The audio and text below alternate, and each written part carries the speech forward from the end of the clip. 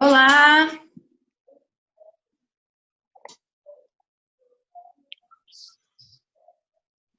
boa noite, pessoal. Tudo bem? Todo mundo me ouve bem? Bem-vindos.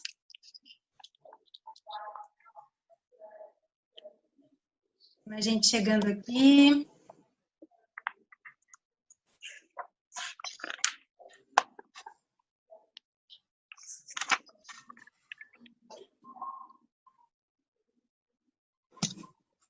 Legal, gente. Então, vamos começar. Esse é o nosso terceiro webinário do Movimento de Inovação, segundo que a gente realiza de forma totalmente online. Então, nosso objetivo é justamente conectar o Brasil todo. A gente teve inscritos de inúmeros estados, nem vou citar aqui para não deixar ninguém de fora, mas isso é muito legal e muito importante para a gente. Vou pedir que quem já entrou, desligue o microfone, justamente para a gente evitar ruído, se puder, por favor. A gente tem um limite também de 100 pessoas na sala, tem mais gente chegando. Sejam todos bem-vindos.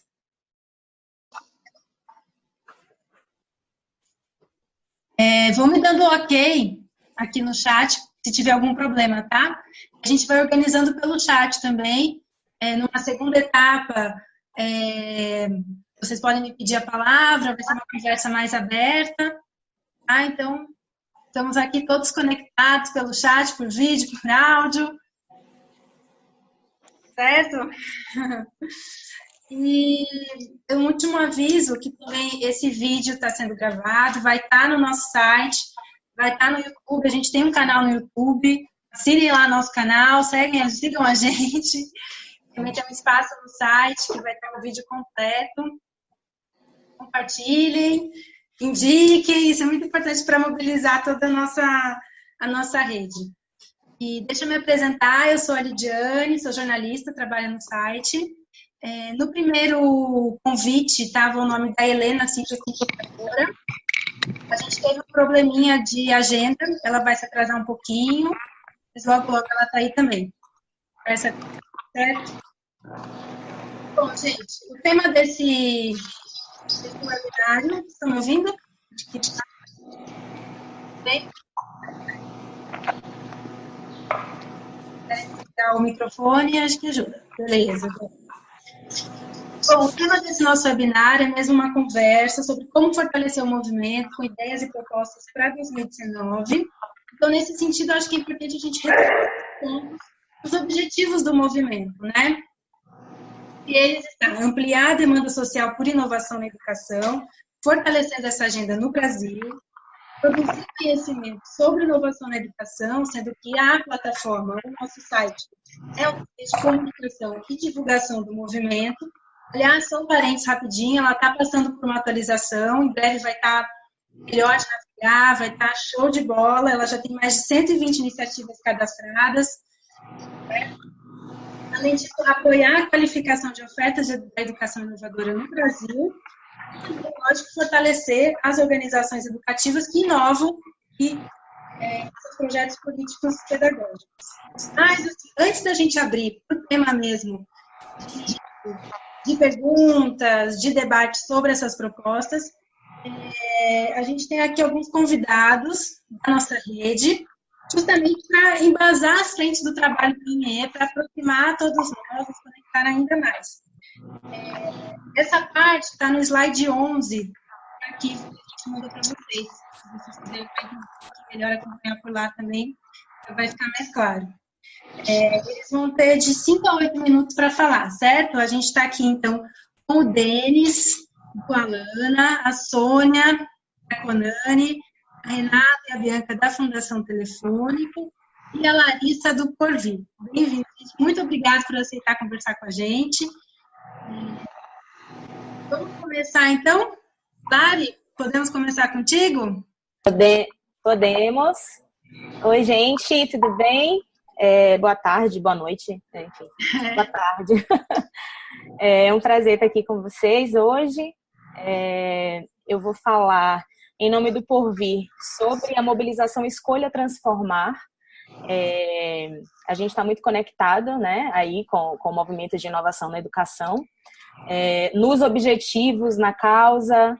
Eu queria explicar um pouco melhor para vocês e também convidá-los a participar dessa mobilização. A mobilização Escolha Transformar, vocês podem acessar o site escolhatransformar.org.br. E aí vocês vão ter acesso, né, a mais informações. As nossas informações estão concentradas nesse site. É uma mobilização de pessoas. Basicamente, são pessoas que acreditam que a transformação da escola é possível, é relevante e é urgente. É possível porque já tem um monte de gente fazendo isso, transformando a escola na prática. Então, a gente sabe que é possível, né, que a escola ela seja diferente e que ela atenda aos anseios dos estudantes do século XXI. Ela é urgente porque os estudantes não podem esperar. E ela é relevante porque a escola precisa fazer sentido, né? Então, essas pessoas se uniram para fazer um esforço de comunicação, para que a gente gere demanda, né? Para que as pessoas conheçam, tenham acesso ao que é o tema da transformação da escola, né? E que a gente use a comunicação, de fato, como uma ferramenta de transformação. No caso do Porvir, né? A gente está atuando aí no grupo um pouco como facilitador, né? Ajudando a fazer as coisas acontecerem, a unir as pessoas, a juntar as pessoas. E a nossa maior expertise também é em comunicação.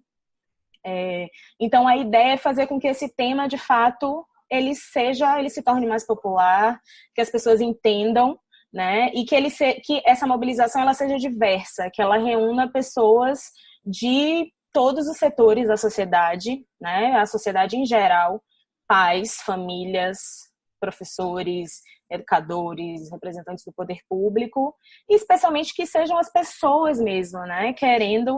Demandando essa transformação da escola.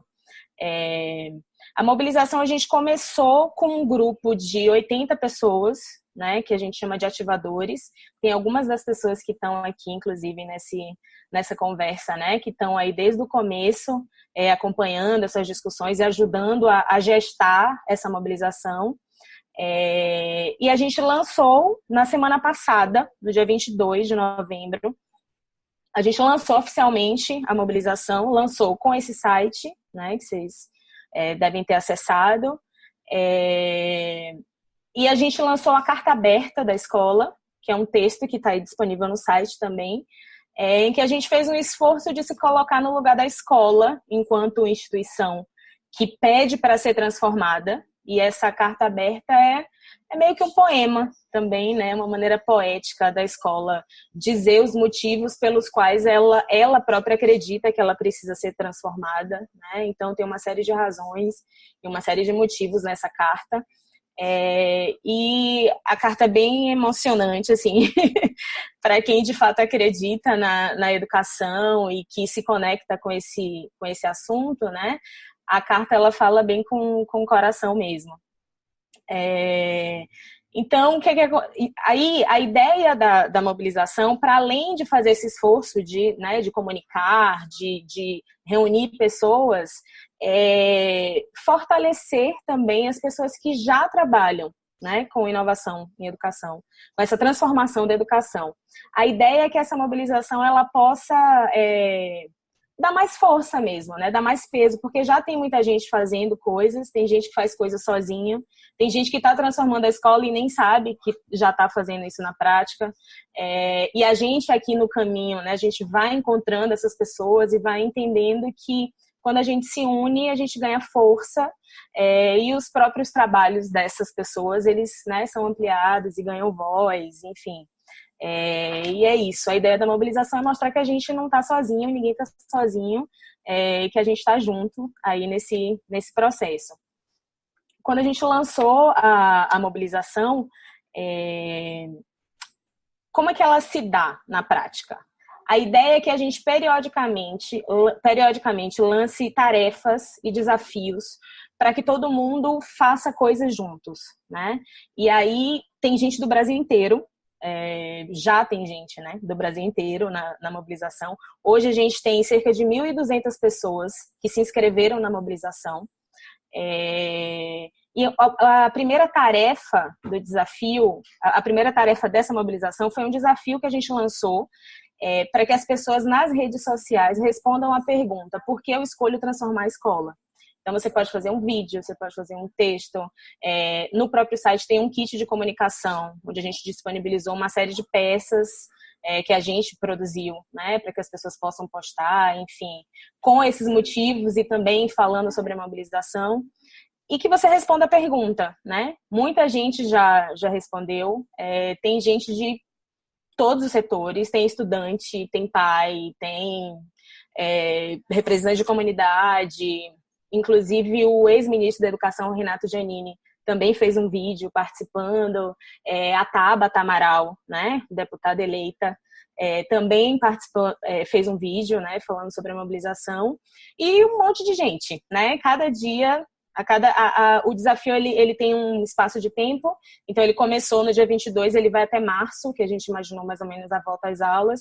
Então, tem esse período todo aí em que as pessoas podem fazer, né, esses posts, e a ideia é que cada pessoa que faça esse post, ela marque 3 pessoas, né, ela desafie 3 pessoas do seu círculo, para que elas também respondam esse desafio e que assim a gente consiga, cada um, né, ir atingindo mais gente e que a mobilização chegue para mais pessoas. Como participar da mobilização? É muito simples, né, o site está aí, tem um espaço no site para que as pessoas possam se inscrever, e aí você se inscreve, coloca seu e-mail, e aí vai aparecer seu nome no site, né? Agora, neste momento, tem 1.159 participantes e já tem um monte de gente, que aí a gente está tendo o trabalho de sair aprovando o nome das pessoas, né? As pessoas se inscrevem e vai lá para o rascunho e eu, particularmente, estou fazendo isso, né? Cada momento que a gente entra, mais gente participa, enfim.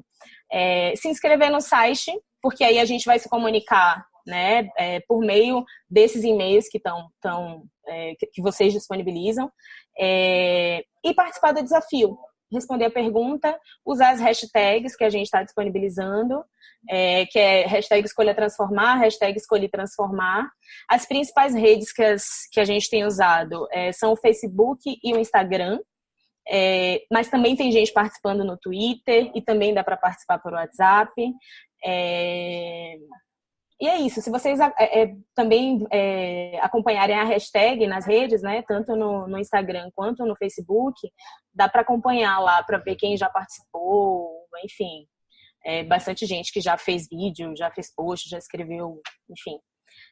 E é isso. Nesse momento, essa é a tarefa. A ideia é que o grupo ele continue desenvolvendo outras tarefas. Então, a gente vai ter uma próxima reunião da mobilização para definir quais são os próximos passos, quais são as próximas tarefas. E a principal discussão desse próximo encontro é entender como que a mobilização ajuda na prática o que cada um já faz, né? Então, a ideia não é que seja uma coisa diferente do que a gente já faz. A ideia é que a mobilização ela possa amplificar as nossas vozes, os nossos trabalhos e tudo que a gente já faz para transformar a escola. Basicamente é isso. Eu não sei se eu passei do tempo. Acho que eu tinha 5 minutos para falar. Não, tá tranquilo, Mari. Muito obrigada. Muito, muito bom saber um pouquinho mais de como tudo funciona. Eu mandei, pessoal, no chat o link do site. Todo mundo pode acessar. Quem ainda não acessou, tá ali o endereço, escolhatransformar.org.br. Vamos compartilhar a hashtag aí, que é fazer um barulho que é importante, né, Mari? Isso, exatamente. Legal. Eu não sei se tem perguntas, enfim, não sei como que é a dinâmica, mas... Eu acho que depois, no segundo momento, a gente pode abrir. Legal.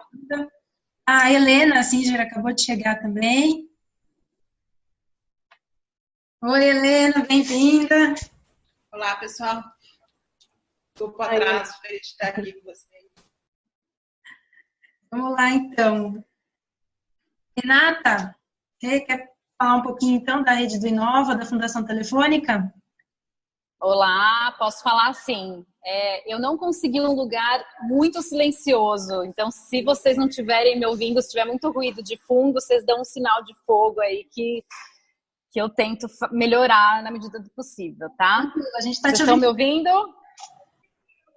Então tá bom. Bom, boa tarde, quase boa noite aí para todo mundo.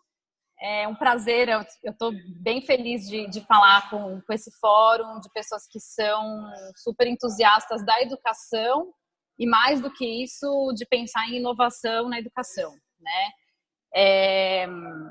A Fundação Telefônica, então, eu trabalho na Fundação já há 6 anos e desde esse período e até antes disso, né, desde 2012, 13, a Fundação Telefônica começou a se estruturar e apostar na inovação como o nosso mote para todos os projetos e todas as ações da Fundação, né? E aí a gente iniciou lá em 2000, de 12 para 13, um programa que a gente chama de Nova Escola.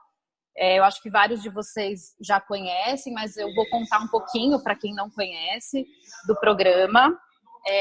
E a ideia, na verdade, é entender como algumas das escolas brasileiras já inovam. Então, a gente se aliou, desde esse período, a escolas que já eram bastante inovadoras no Brasil e outras que não eram tão inovadoras, né, dentro de alguns critérios que a gente estabeleceu, né, como inovação, mas que tinham muito potencial e muita vontade de inovar.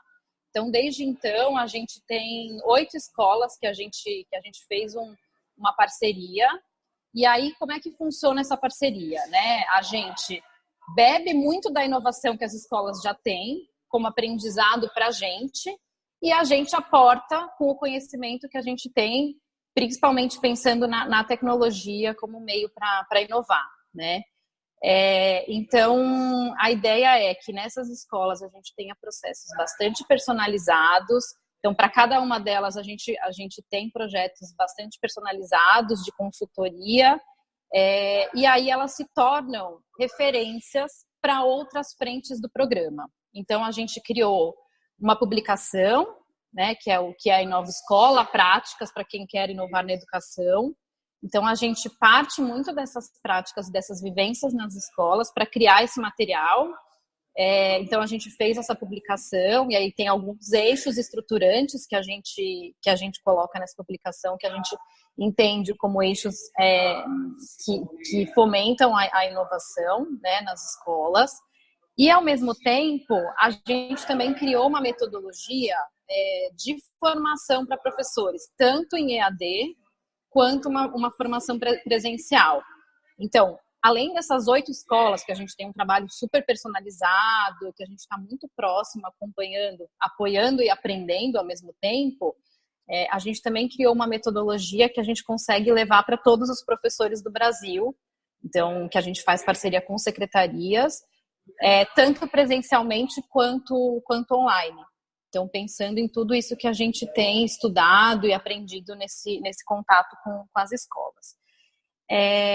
Desde o ano retrasado, né, a gente começou uma conversa tanto com a Choca, né, a Helena Singer, na época, que ainda não, que ela estava começando o trabalho na Choca, né, e com a equipe do Aprendiz, para a gente pensar como é que a gente podia unir os nossos esforços e o nosso interesse pela inovação na educação para montar um projeto que extrapolasse só essas 8 escolas que a gente apoia, mas olhando para todas as escolas que já tinham sido mapeadas pelo MEC em 2015, né, quando teve aquele projeto do mapa, né, de inovação e criatividade, unindo-se as escolas de Nova Escola, as escolas transformadoras da Choca. Então, como é que a gente podia unir esforços para a gente pensar num projeto que valorizasse e reconhecesse essas escolas, já que o projeto lá no MEC não tinha tido continuidade. E aí a gente chega no movimento de inovação na educação, né, que a gente já está pensando nele desde o ano passado, mas a gente lançou mesmo esse ano a plataforma. E aí eu só consigo ver riqueza nesse projeto, porque tem muita sinergia entre essas três instituições. E aí a ideia é que cada vez mais a gente consiga dar luz a essas experiências, reconhecer essas escolas que já são inovadoras, espalhadas pelo Brasil.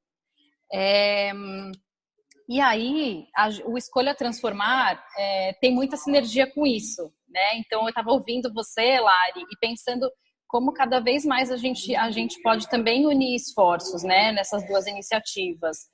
Então, a Fundação já está acompanhando bastante o Escolha Transformar, a gente está muito próximo do Porvir, no geral, mas acho que vai ser interessante a gente pensar como que a gente consegue unir mais esforços ainda, porque, na verdade, o objetivo acaba sendo o mesmo, né? A gente entende que a inovação ela é urgente e com ela a gente imagina que a gente consegue melhorar a educação, que eu acho que é o objetivo final de todas essas instituições em que a gente atua, né? E aí acho que esse webinário de hoje, a riqueza que ele vai ter é a gente poder ouvir quem está lá na ponta, né, nas escolas, quem está atuando no dia a dia, o que vocês esperam desse projeto, né, do movimento de inovação na educação.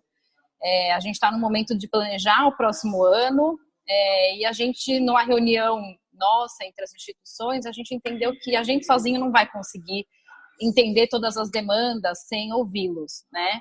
Então, a ideia de hoje é que a gente tenha uma tarde, noite aí bem produtiva, e que a gente possa ouvir vocês que estão aí na ponta, o que vocês desejam, o que vocês imaginam, quais são as expectativas e perspectivas para o projeto, né? E aí só contar também que eu, na Fundação, eu coordeno a área de programas sociais na parte de articulação e parcerias. Mas quem cuida bem de perto desse projeto é a Bianca, ela está aqui também presente hoje aqui no webinário, não está aqui comigo presencialmente, mas ela vai também permanecer aqui no webinário com a gente. Eu provavelmente em algum momento aqui vou precisar sair, então qualquer coisa a Bianca está aqui também para tirar dúvida, ela está mais por dentro do projeto até do que eu mesma. Então é isso, gente, acho que a ideia hoje é a gente ter uma conversa produtiva e pensar em perspectivas já para os próximos passos, tá bom? Obrigada, gente. Obrigada a você, Rê. Ótimo, é isso mesmo. Uma oportunidade de ouvir, ser ouvido, e é isso, é só junto que a gente consegue construir e aprimorar a nossa plataforma, é isso aí. Obrigada. E, bom, vamos continuar, então, com a Conani. Sônia, você podia contar um pouquinho para a gente? Boa noite. Está todo mundo ouvindo bem? Então, meu nome é Sônia Goulart, eu faço parte da coordenação nacional da Conani, que é a Conferência Nacional de Alternativas para a Nova Educação, e é um prazer estar aqui com vocês, né? Nesses momentos que estamos vivendo aí no país, ficaram alguns momentos assim com as pessoas falando de educação de uma forma tão boa, de inovação, de fazer coisas novas na educação, é uma esperança. Estou assim meio rouca porque eu dei aula hoje o dia todo, de 7h30 até agora, 6 horas da tarde, mas é o meu ofício, né? O meu ofício de alma. Então, a Conani, ela é um espaço, na última Conani Paulista alguém definiu bem, disse que, acho que foi o Anderson, ele disse que a Conani é um mapa, que você vai lá, recebe um mapa, de onde é que tem esperança, sai de lá com aquele mapa debaixo do braço e diz assim, opa, tem um monte de lugares onde eu posso ir buscar esperança. Eu gostei muito dessa definição do Anderson, ficou muito bonita, né? Traduz bem o nosso trabalho. A Conani é um espaço para o encontro dos educadores. O que a gente quer é que as experiências sejam compartilhadas, que as pessoas possam compartilhar suas tristezas, suas dores, suas alegrias, suas dúvidas, como é descobrir como é que as pessoas estão, outras escolas estão fazendo, outros espaços educativos. Então, nós temos uma Conani nacional, de 2 em 2 anos, o ano que vem será de 19 a 21 de junho. Nós ainda não sabemos se faremos lá na UFPR Litoral ou aqui em Brasília. estamos, né, esperando aí para ver onde é que fica onde é que nós vamos ter um acolhimento melhor. E nós temos, entre uma CONANI nacional e outra, nós temos as regionais. Nós conversamos, estivemos lá na reunião, aí em São Paulo, na reunião da fundação desse movimento de inovação na educação, com a Choca, a Telefônica e o Aprendiz, a convite da Helena, e estamos num trabalho que conversamos com a Helena, de levantar nas CONANIs regionais uma discussão sobre o ensino médio, que nesse momento nos preocupa, né? No sentido de fazer uma proposta, de levar uma proposta para as autoridades, né, que hoje estão dando as diretrizes da educação no país. Então, nós fizemos essa discussão na CONANI Candanga, e aqui em Brasília a gente conseguiu trazer o secretário de Educação e a subsecretária de Educação do Ensino Médio. Então, fizemos esse levantamento.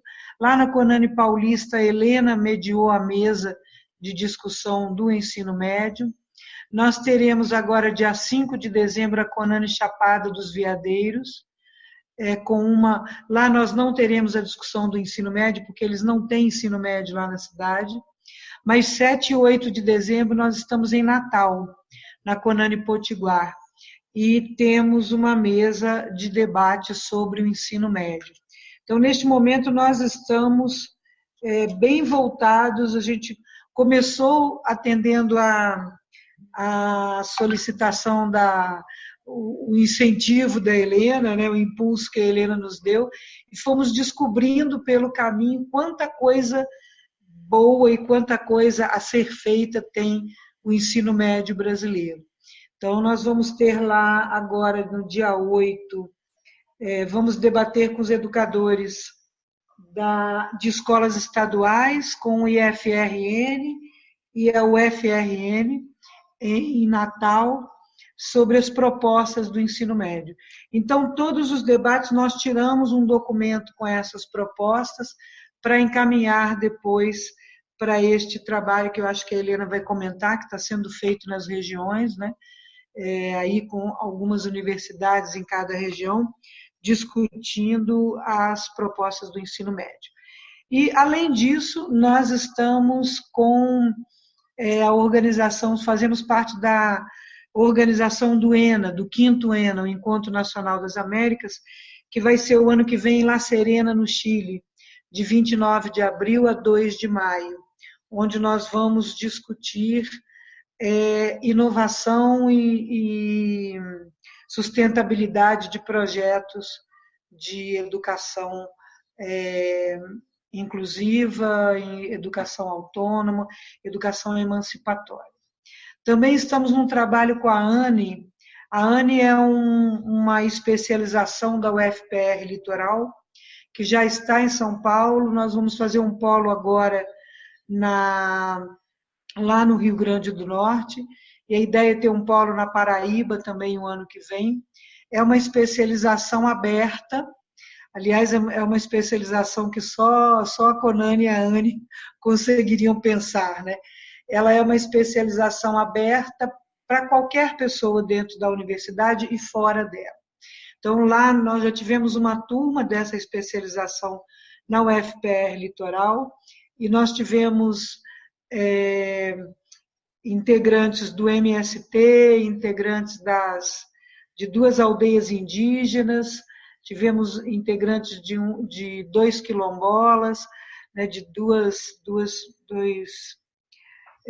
dois espaços que são de capoeira, de espaços educativos não formais, né, não institucionalizados. Então, eles fizeram parte, os projetos fizeram parte da especialização. Eles não saem, obviamente, com o certificado de especialização da instituição, da UFPR Litoral, saem como um certificado de extensão, mas o que nos interessa não é o certificado, né, dentro da ANI. O que nos interessa é ter um modelo de de universidade que nos atenda melhor, que nos atenda mais, que seja inovador, que seja aberto, né, por projetos, para que as pessoas que têm um projeto educativo, mesmo que não seja formalizado, possam estar na discussão dentro da universidade. Então, nós estamos agora, um dos nossos objetivos é ter polos da ANE pelas regiões. Então, nós somos isso, um movimento, encontro, um grande espaço de encontro de educadores.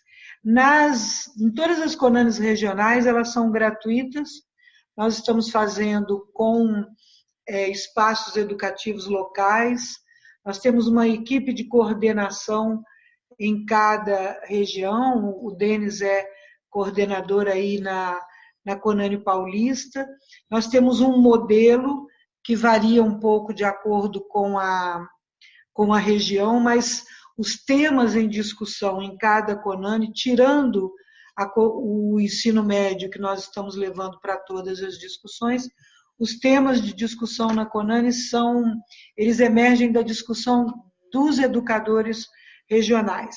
Então, lá em Natal, nós vamos discutir o corpo consciente na escola, que é uma questão que eles estão discutindo nas escolas de Natal. O diálogo na praxis da educação, gestão, pesquisa e ensino. A capoeira como atividade educativa. Na região lá do Rio Grande do Norte, eles têm um trabalho muito grande, vocês devem conhecer, já devem ter ouvido falar da Vera Santana, lá em Felipe Camarão, na Conexão Felipe Camarão, um trabalho muito forte, muito, muito bonito de recuperação ou de manutenção dos espaços educativos que têm relação com a cultura local. Então, com o boi de reis, com o coco, com eles fazem essa junção educação-cultura, que para nós é extremamente natural, e nós vamos ter uma discussão sobre diálogos emergentes na educação integral. Uma força no estado do Rio Grande do Norte hoje são os comitês de educação integral. Eles trabalham muito unidos. E no Rio Grande do Norte foi a única governadora eleita pelo Partido dos Trabalhadores, né? Que foi a Fátima Bezerra. Ela é uma educadora, ela esteve na CONANE Natal, na primeira CONANE Potiguar, e ela estará conosco agora na segunda CONANE Potiguar. O secretário de Educação, que já foi indicado por ela, também estará lá. Nós estamos num trabalho de formiguinha, de fazer uma ponte com as instituições do governo em todas as regiões, né?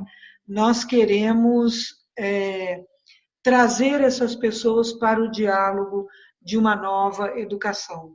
Então, trazemos, ouvimos, falamos, construímos pontes, construímos espaços comuns de diálogo, isso é importante para nós.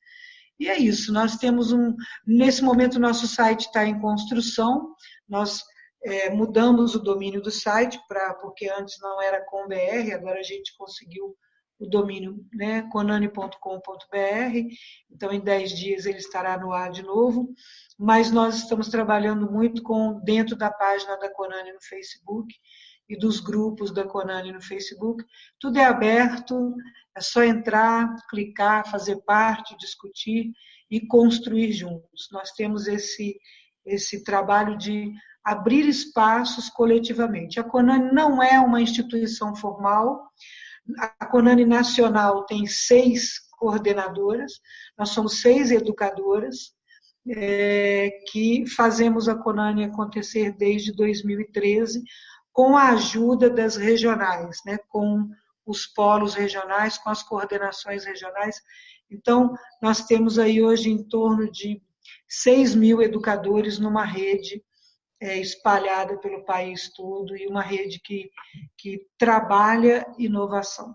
Então, em março, nós teremos a CONANE Paraíba, em abril, nós teremos a CONANE Pernambuco, Final de abril nós vamos para o ENA, em junho nós temos a CONANI Nacional.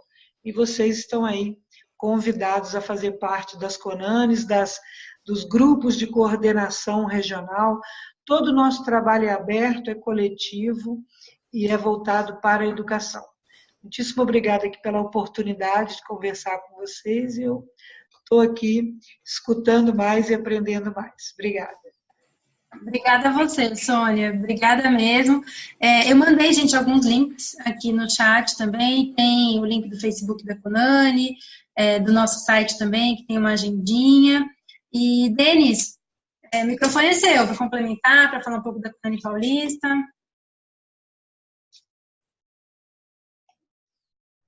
Sim, antes que o Denis comece a falar, a gente tem um evento que nós estamos programando para março do ano que vem, o Denis vai falar sobre ele, deve acontecer aqui em Brasília com o Ministério da Saúde e a OPAS. Tá, tudo bem? Oi, Sônia. Oi, Lidiane. Oi, pessoal, tudo bem? Boa noite a todas e a todos aí. Estão me ouvindo bem? Satisfação participar aqui do encontro. Parabéns pela iniciativa. Hoje, a Raquel Franzin e o Antônio Lovato, né, que são os coordenadores do programa Escolas Transformadoras, estão na Bahia, por isso não puderam estar aqui conosco para falar um pouco mais sobre esse programa Escolas Transformadoras.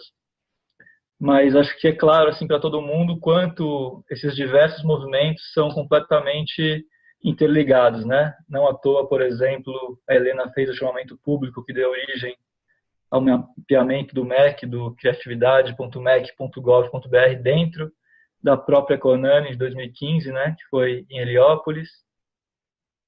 Estava aqui escutando a Sônia falar da CONANI, lembrando de muita coisa que a gente já viveu também, e como, de fato, desde 2013, né? Eu lembro quando a Sônia fez esse chamado também e começou a marcar as reuniões por Skype, contando essa iniciativa da CONANI que estava começando a se organizar junto com o pessoal da UNB, do Projeto Autonomia. E aquela primeira de 2013 acho que foi muito forte, muito potente, porque muita coisa estava acontecendo naquele momento e a gente teve a oportunidade de se reunir em Brasília, né? De se encontrar pessoalmente e de lá para cá, de fato, foram vários encontros muito inspiradores, né? Porque muita gente parece que não acredita que é possível fazer uma outra escola quando não conhece uma outra escola possível, né? E muita gente, inclusive, não tem coragem ou não se sente autorizada a transformar a escola, me parece, porque também, às vezes, não tem conhecimento mais aprofundado sobre a nossa própria legislação, né? A LDB, que desde 96, no artigo 23, já autoriza a escola a se organizar de várias outras maneiras que não essa convencional. Além de outros artigos como o 13º, o 14º, que autorizam a autonomia da escola, pedagógica e administrativa, né? Mas, enfim, de fato, tem sido encontros muito inspiradores. Aqui na CONANI, que a gente nomeou a primeira como Sudeste, depois como Paulista, né?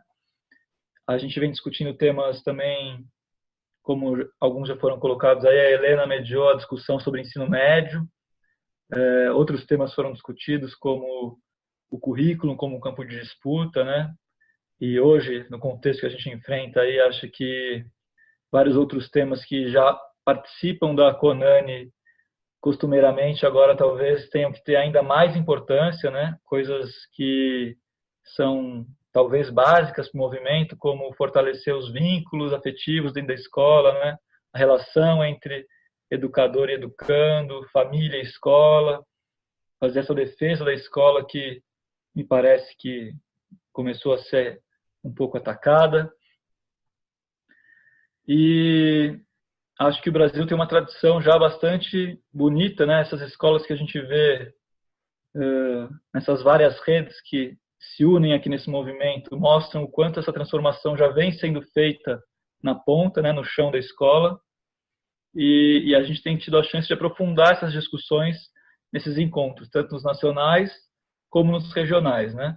Para mencionar também alguns dos temas que a gente vem discutindo e sistematizando e compartilhando nas redes, a gente também vem discutindo um pouco a a relação entre a arquitetura, né, escolar e a proposta pedagógica, as várias formas de construir um projeto político-pedagógico com autonomia, a relação entre mídia e educação, e como a Sônia mencionou agora também, a ideia de fazer um encontro em Brasília, que a gente já puxou aqui uma discussão inicial na última CONANI regional aqui paulista, sobre essa epidemia de medicalização da infância, né, muito vinculada a diagnósticos relacionados a supostas dificuldades de aprendizagem. Eu não sei quanto as escolas que estão aqui conectadas nesse webinário também sofrem, né, desse fator, mas é algo bastante assustador e que a gente precisa questionar, né? Como pode uma escola não caber uma criança, como pode a escola não caber a infância? Como disse minha amiga Renata Meirelles, não é a infância que precisa ser diagnosticada, né? É a escola. Então, muitas vezes, esse desconhecimento da sociedade sobre uma outra escola possível leva as pessoas a acreditarem que precisam mudar a criança, né? Então, quando as pessoas, de fato, conhecem esses movimentos, essas escolas, podem participar desses encontros, elas saem muito abastecidas, muito esperançosas, como mencionou a Sônia, muito bem lembrando do Anderson, o grande Anderson, podia estar aqui também. Então, é um prazer aí somar a vocês, eu que já estou há 4 anos longe aí da escola, sentindo falta também dessa esperança ali que a gente vive quando constrói nesses dias de um contexto político tão difícil, né? E acho muito legal essa iniciativa também da gente poder, nesse momento, escutar as demandas daqueles que estão ali na ponta para a gente pensar coletivamente o que é possível se fazer, né? Quais são as reais propostas, os reais objetivos que podem, de fato, ajudar essas escolas, né? Financiamento parece aparecer com muita força, muitas vezes, às vezes questões ligadas à relação com as secretarias. Acho que, mais do que nunca, pelo menos eu que tenho aí 38 anos, vejo a necessidade da gente estar bem fortalecido aí, organizado e mobilizado. É isso. Vou escutar aí um pouco e aguardar aí a conversa. Obrigado, boa noite a todos aí. Legal, Denis. Obrigada a você. Helena, vou passar a palavra para você. Você quer falar um pouquinho? Não, quero mais ouvir. Que surpresa! Não, acho que todo mundo já falou bastante das iniciativas que estão dentro, né? O movimento é uma rede de redes e eu acho que a gente já conseguiu apresentar todas as redes que têm ações de mobilização e de articulação. Então, acho que agora é só ouvir o que o pessoal tem. A gente, no movimento, já recebeu, né, uma proposta do Paulo Ricardo, da Rosana. O Paulo Ricardo está aqui, né? Acho que ele podia começar aí a parte 2 do nosso webinário. É legal. A gente tem separou algumas perguntas, que são, na verdade, perguntas disparadoras de conversas. Se quiser, a gente também pode se basear um pouquinho por lá, mas é mais um norte para a gente conseguir trazer o máximo de ideias e debates possíveis. Vou colocar aqui no chat o que a gente pensou, e é como o movimento pode se organizar para que mais pessoas e instituições se engajem e que ações poderiam estimular a troca entre elas.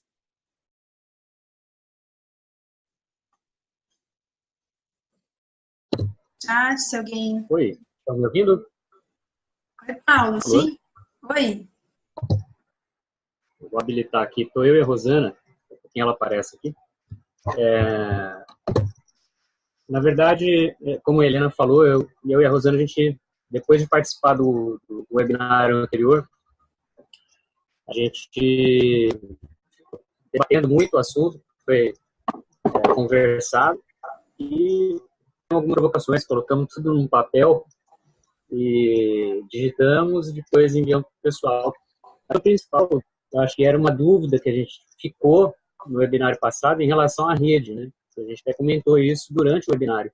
Se o movimento ele era uma rede, e aí a Helena falou que sim, e a minha dúvida em relação a isso é porque a gente teve uma experiência com rede, o Denis me conhece dessa experiência, que foi a rede Fora do Eixo, que hoje é mais conhecido como Mídia Ninja, o grupo Mídia Ninja, né? E que é uma experiência de rede que a gente viveu, que teve muito sucesso em tudo que se propôs a fazer, né? A Mídia Ninja, um desses objetivos foram alcançados. Eu tinha até separado algumas dos objetivos que foram alcançados pelo Fora do Eixo para poder explicar melhor sobre essa questão, que eu vejo que é muito pela forma como se organizou essa rede, é que eles conseguiram alcançar tudo que se propunha, né? E aí eu falo eles, mas é a gente participou de tudo isso. Então, assim, quando eu perguntei no outro webinário sobre o movimento Inova Educação, inovação da educação, ser uma rede é pensando no potencial de organização dessa rede mesmo, como está a pergunta ali, né? Como o movimento de inovação da educação pode se organizar para que mais pessoas e instituições se engajem no movimento. Então, eu vejo que é isso. A gente tem ideias de como colaborar nisso, mas durante esse tempo, entre o momento que a gente fez essas perguntas para a Helena, para o Denis, para a Sônia, essa provocação num texto, e hoje a gente ficou pensando aqui em também como a gente está fazendo essa provocação da organização da rede, né? Baseado em quê? Né? Então, assim, para tentar explicar melhor, a minha visão de potencial de uma rede é exatamente nos seus objetivos. O que a gente pode alcançar com essa rede? Por que a gente quer organizar uma rede? Então, a primeira pergunta é, por que organizar uma rede? Lá no comecinho, você comentou que um dos objetivos é fortalecer organizações educativas que inovam, né? E aí eu acho isso muito válido e que vem sendo feito, e eu vejo com todas essas outras organizações que foram sendo apresentadas agora, eu vejo muito feliz tudo isso que está acontecendo. Mas ainda me parece que, apesar de ser, como a Helena falou, uma rede de redes, ainda me parece que as coisas estão acontecendo, cada um no seu canto, todo mundo sabendo o que está acontecendo, mas não tem uma conexão geral, uma organização de todos entenderem e conseguirem criar propostas, né? Ser propositivo nas ações. Estou falando de propositivo porque a experiência que eu tive de rede era assim, a gente propunha alguma coisa, próximos passos, e todos se juntavam naquilo, né? Então, de repente, as CONANES, por exemplo, são um momento de encontro muito interessante para todas essas redes, para poderem articular próximos passos, principalmente no momento que a gente está vivendo agora, né? Se pegar algumas angústias que a gente tem de situações passadas. Por exemplo, eu lembro na CONANE de 2015, a Helena colocou que estava sendo aberta uma plataforma para que as pessoas pudessem opinar sobre a base curricular. E eu lembro da fala dela, que foi uma fala bem... A gente tem que ocupar esse espaço. Por mais que a gente também debata muito sobre essa questão do currículo, se ter currículo ou não ter currículo, era muito debatido, mas se naquele momento estava sendo feita uma situação pelo Ministério da Educação, de que as pessoas pudessem sugerir qual currículo nós queríamos, então nós deveríamos ter ocupado esse espaço com mais força. E é onde ela coloca no webinário anterior a questão de que quem ocupou esse espaço do debate, qual é a educação que queremos, foi o lado conservador, né? Então nós temos aí uma proposta que é o Escola Sem Partido, organizada, né, terrível, mas nós não temos, por exemplo, uma contraproposta única. Nós não temos, acredito, esse movimento de inovação não tem uma contraproposta elaborada como o Escola Sem Partido, por exemplo, para a educação que queremos, né? Então, eu vejo que esse é um dos pontos. Às vezes a gente até tem, não está organizado. Esse é um dos pontos que eu vejo da necessidade de ser uma rede de redes, de fato, trabalhando em conjunto. Acho o webinário uma forma muito boa de organizar isso, né? A gente está sempre mantendo uma periodicidade dessas reuniões online. E, enfim, estou à disposição para ajudar também. Estamos aqui à disposição para ajudar no que for preciso, né? Mas também com um foco, eu queria deixar isso bem claro, o nosso trabalho é de educação, né? Como a Sônia falou, espaços educativos não formais. A gente trabalha com cultura, né, aqui na cidade, e entendendo que a educação ela acontece independente do ambiente escolar, né? A escola é só mais um espaço onde acontece a educação. Então, faço assim algumas provocações de início, que é essa rede das redes que a gente tem, o movimento de inovação da educação, tentar falar a mesma língua sobre o que é educação, se a gente está falando de educação escolar ou educação no sentido amplo, e entendendo o que é educação e que ela não depende da escola para acontecer, entender qual é o papel da escola, porque de fato nós temos muitas escolas aí com seus projetos inovadores que são super interessantes para que isso se espalhe, né, para que tenham mais projetos inovadores. Mas a gente precisa, acredito que, questionar qual é o papel da escola para não ficar numa angústia. Eu sinto que é muito difícil transformar a escola. Vocês sabem disso, né? E se a gente fala de inovação da educação, às vezes a gente está errando no termo, que não é educação que a gente está inovando, a gente está inovando a educação escolar, no sentido que vem falando. A gente tem que olhar para o que já acontece de educação fora da escola, os movimentos que a gente já tem culturais, ou tantos outros espaços em que trabalham a educação, né? E a gente não dá atenção para isso. Nós temos igrejas, né, que fazem um trabalho de doutrinação, vamos dizer, né, que ela influi tanto no comportamento do aluno dentro da escola, tanto quanto a família, por exemplo. Então, assim, todo trabalho, todo pensamento, a Larissa falou alguma coisa sobre, a gente escreveu que a escola quer se transformar. E aí eu falo, eu também concordo, a escola precisa se transformar, mas faço outra provocação que é, se transformar para quê? Para quem? Né? Então, qual é o papel do aluno? Eu entendo que a escola precisa se transformar, é um anseio que tem que ser muito mais do aluno, que é para quem a gente está pensando a educação, do que para nós, não por uma angústia nossa de que ela não está dando certo. Né? A gente precisa entender como que esse aluno entende a educação, o que ele entende da educação, o que ele entende da escola. Eu acredito que fora da escola é onde ele vai conseguir ter muito mais ideia do que é educação, ter muito mais sentido numa questão de aprendizagem para a vida, para poder entender o que é a escola depois e conseguir ele mesmo até propor essa transformação lá dentro, facilitar essa transformação lá dentro. Eu acredito que é um processo que vem de fora para dentro, ou de certa forma de dentro para fora. Se você pensar que o aluno traz uma bagagem da sociedade para dentro, carrega uma bagagem da sociedade para dentro da escola, e lá dentro ele mesmo consegue provocar um pouquinho melhor essas ações de transformação dessa escola. Acho que tem muito mais efetividade, eficiência nesse tipo de trabalho vindo com o aluno.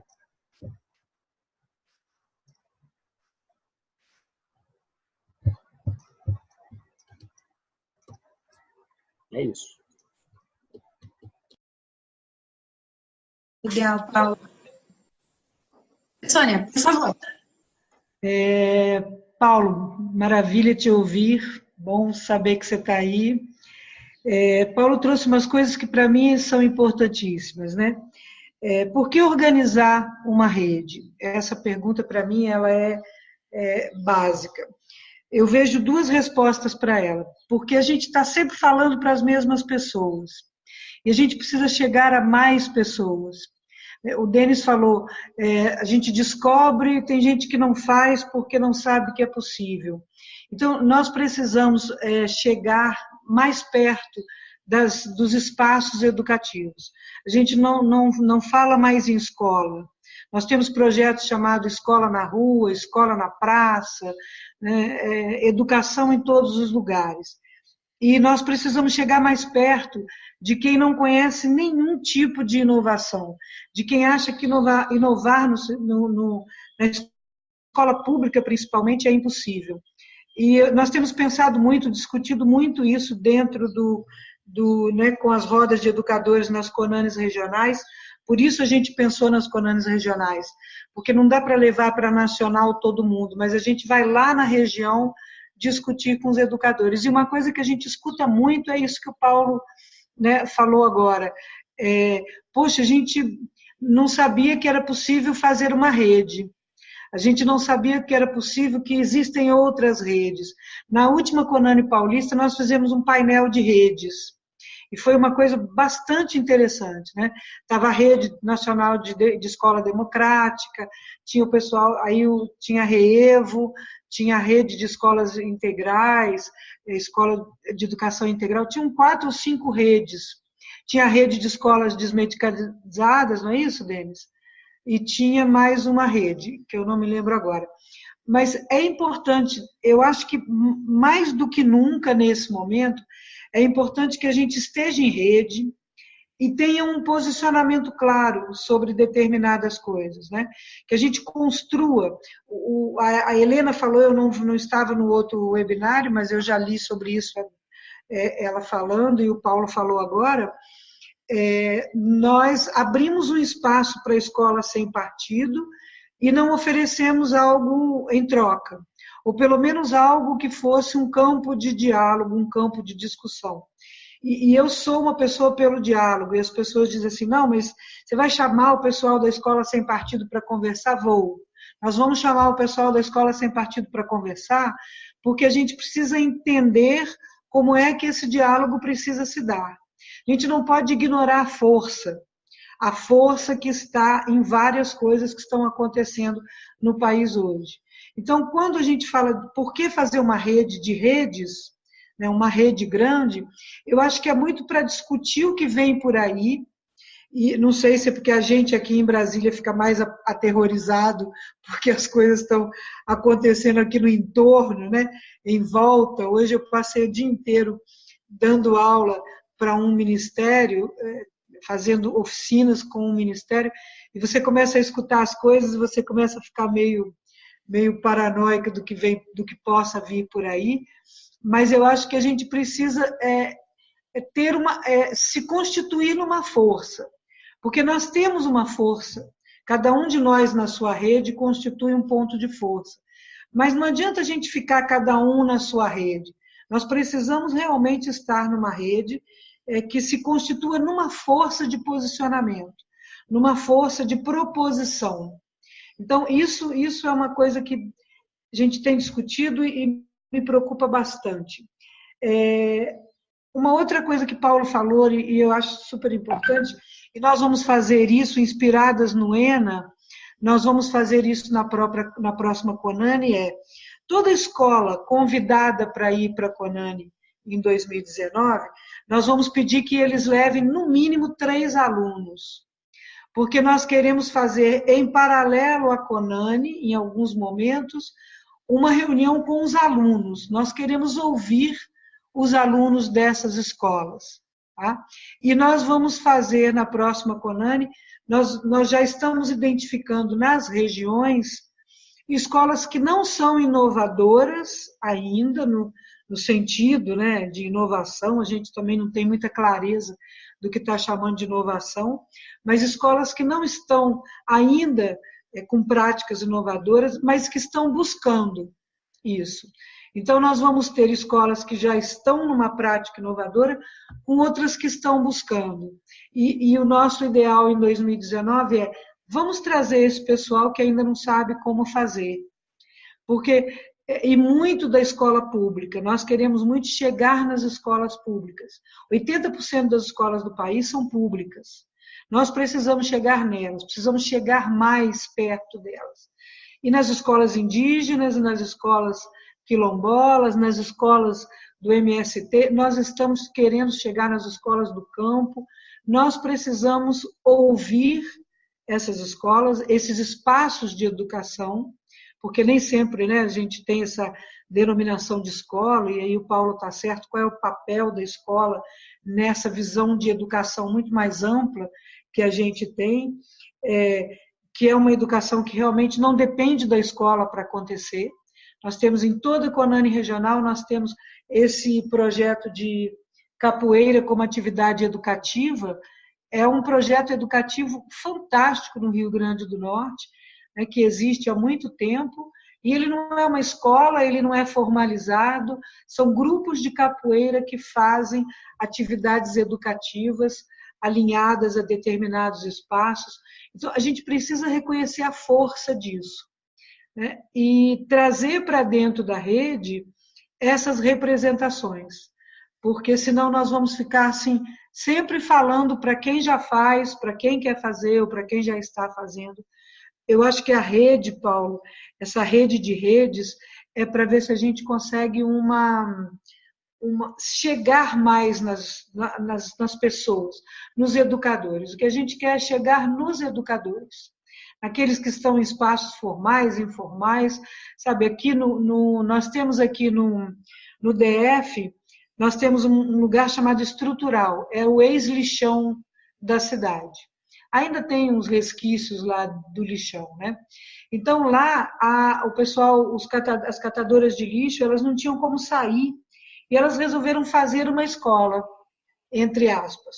Se juntavam na casa de uma das mães e os filhos iam para lá e começamos a fazer isso e fizemos um projeto de parceria com o Projeto Autonomia da UNB.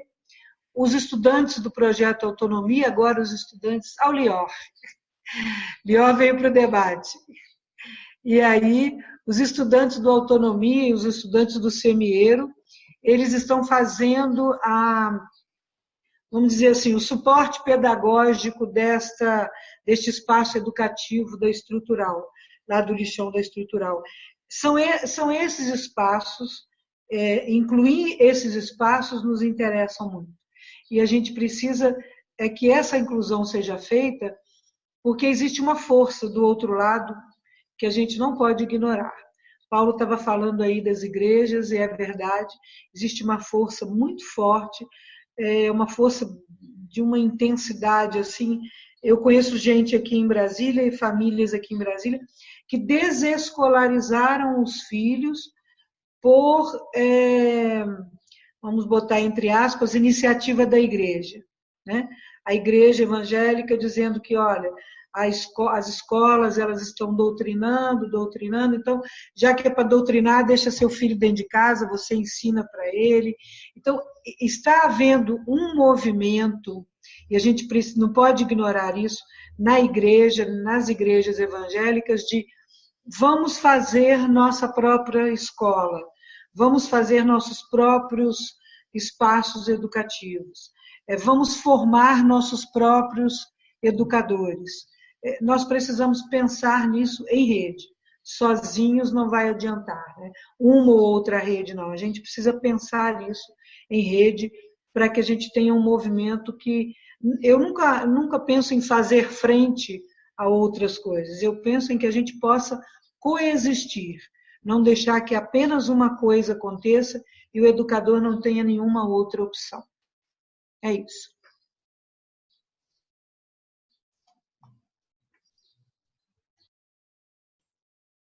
E beijo para o Lior. Legal, gente. Obrigada. Temos a Cláudia e o José Pacheco aqui também, acabaram de entrar no nosso webinário. Olá, bem-vindos. Aí, agora sim. Estamos escutando. Eu falo muito, convém que eu não falo. Eu fico escutando. Não, mas se quiser falar, pode falar. Tá bom. Gente, se tiverem dúvidas, sugestões, o chat aqui está aberto, eu fui mandando alguns links também, a Larissa mandou o e-mail dela para te dar mais informações da mobilização. Legal? Alguém quer falar mais alguma coisa? Tem um outro tópico aqui. Sinta-se à vontade. Tatiana? Oi, tudo bem? Tá me ouvindo? Estamos te ouvindo. Eu gostei muito da colocação do Paulo e também me gerou várias reflexões. Aí eu pensei também de trazer esse tema para a bancada da educação, que principalmente o pessoal ali do Singularidades está articulando, Miguel, Renato, que tem pautas mais concretas de como levar alguns temas da educação para o legislativo, principalmente. Um segundo grupo que eu acho que pode inspirar bastante essa rede é a Rede Brasileira de Aprendizagem Criativa. Eu achei que é uma forma de articulação muito interessante que eles têm feito, tem toda uma gestão compartilhada, aberta, e eles têm engajado muitos educadores, especialmente escolas públicas. Então, existe uma troca de experiência entre pares que eu acho que é inspirador para outras redes. Eles trabalham com grupos regionais e encontros nacionais também, então acho que depois a gente podia até pensar em trazer alguém, o Guilherme de São Paulo, alguma coisa assim, para explicar um pouquinho mais como eles fazem essa articulação, que eu acho que em pouco tempo eles conseguiram bastante coisa. E talvez traçar isso que falta a cola da rede, né? O que faz sermos uma rede e não só um agrupamento de pessoas. Então, eu entender um pouco melhor o que é esse objetivo em comum que a gente tem, e, ao meu ver, seria especialmente falar com quem não falamos, o que significa falar com um sindicato de professores, por exemplo, que raramente está nesse debate, falar com o setor público. Então, assim, entrar em contato com pessoas que, individualmente ou nas nossas iniciativas, a gente não está fazendo. Então, enquanto grupo, tentar articular melhor essas outras... esses outros contatos, essas outras bolhas, essas outras organizações que já existem e que não falam ainda de inovação. Porque, de novo, é isso, a gente sempre está falando para nós mesmos, a gente vem nesses webinários, são as mesmas carinhas. Então, eu acho que falta um pouquinho esse foco assim, para uma grande rede. Acho que é mais ou menos isso. E já peço desculpa porque daqui a pouco eu vou ter que sair.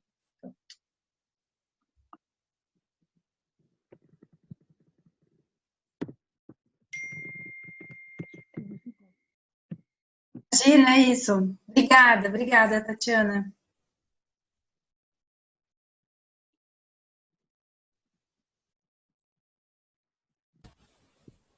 Se ninguém mais tiver propostas, eu queria comentar algumas coisas.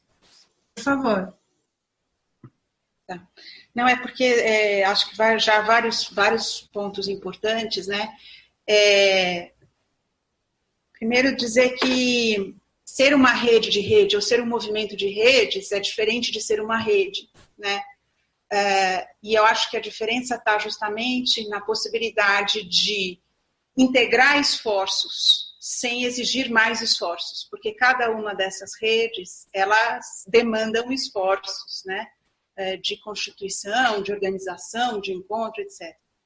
E se a gente faz convergir os esforços, potencializa cada uma das redes, né? Então,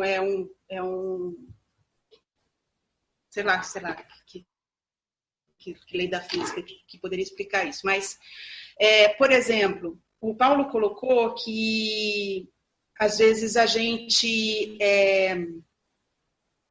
não tem propostas muito claras. Na verdade, cada uma dessas redes tem, e já foram consolidadas, né? Por exemplo, o terceiro manifesto da educação, que foi articulado pela rede Românticos Conspiradoras. Sônia, essa é a quinta rede que você estava tentando lembrar, que estava naquela mesa da Conani, os Românticos Conspiradores. Isso foi iniciado, provocado pelo José Pacheco. Ele já tem o terceiro manifesto, que está lá com muita clareza de que educação a gente propõe, né? Eu acho que a gente precisa que o terceiro manifesto esteja no site do Movimento de Inovação. Essa carta do Escolha Transformar, né, que coletivamente foi construída também, ela precisa estar no site do Movimento de Inovação. O Escolas Transformadoras, ele consolida uma série de materiais, né? O Ser e o Agir Transformador, enfim, vários conteúdos com propostas muito claras, né, de que educação a gente está falando. Além desses, tem vários outros que já estão, né, na biblioteca do movimento, de referências conceituais, teses, trabalhos sobre que educação que a gente está falando, né? Então, é uma questão mesmo da gente convergir, até para a gente não precisar estar sempre escrevendo novas propostas e manifestos, se isso já está em vários lugares, né? Eu acho, outra coisa que eu queria comentar aqui é os próximos passos, né? Que também o Paulo colocou, né? Então, a gente, com tudo isso que já foi falado aqui, eu acho que a gente conquistou alguns passos nos últimos anos. De conhecer quem está inovando no país, de dar visibilidade, dessa visibilidade inspirar outros, né? Agora, os próximos passos passam necessariamente pela transformação dos limites e das possibilidades da educação para que esse tipo de educação inovadora possa ser acessível a todos os brasileiros, né? E por isso que a gente tem que, sim, ocupar os espaços de debate político. Foi por isso que eu falei, né, da Conani discutir o ensino médio, porque é o que está na pauta, né? Está na pauta, a reforma do ensino médio foi aprovada, a Base Nacional Comum Curricular vai sair. E aí eu queria dizer, rapidamente encerro, que a gente está construindo essa iniciativa que a Lídia colocou o link, né, que já tem uma matéria no site sobre essa iniciativa que a gente está coordenando para criar uma proposta inovadora para o ensino médio, está trazendo os atores que normalmente não são trazidos, né? Então, essa proposta está sendo liderada pela Faculdade de Educação da USP e nacionalmente, mas em cada região do país, por faculdades de educação das universidades federais, né? É claro que isso ainda é num campo, um campo progressista, democrático e tal, a gente ainda não está falando com as igrejas evangélicas, mas é um campo que não costumava participar e muito menos pautar e coordenar um processo de construção coletiva nacional de uma proposta inovadora para o ensino médio, em parceria com a Campanha Nacional pelo Direito à Educação, que é uma articulação de 11 instituições, inclusive o sindicato, a Confederação Nacional dos Trabalhadores da Educação, a Undime, que é a União Nacional dos Dirigentes Municipais de Educação. Quer dizer, tem uma capacidade, uma capilaridade, uma força política muito maior do que a gente, né? Então, estou só chamando a atenção para isso. Isso está sendo feito por uma dessas nossas redes, né? A Choca, a Confederação da Educação e a Campanha, mas tem que convergir para o movimento, e o movimento a fortalecer essa iniciativa na medida em que as instituições que vão lá mostrar o que é uma educação inovadora somos nós, né? Nós que inovamos, né? E o último ponto que eu queria trazer é que, sem dúvida, que não estamos falando só da escola, estamos falando da educação muito mais ampla do que a escola, todas as iniciativas educativas inovadoras, mas sinto que esse campo ele é muito frágil, né? Não, as redes do campo da educação não formal são redes muito frágeis.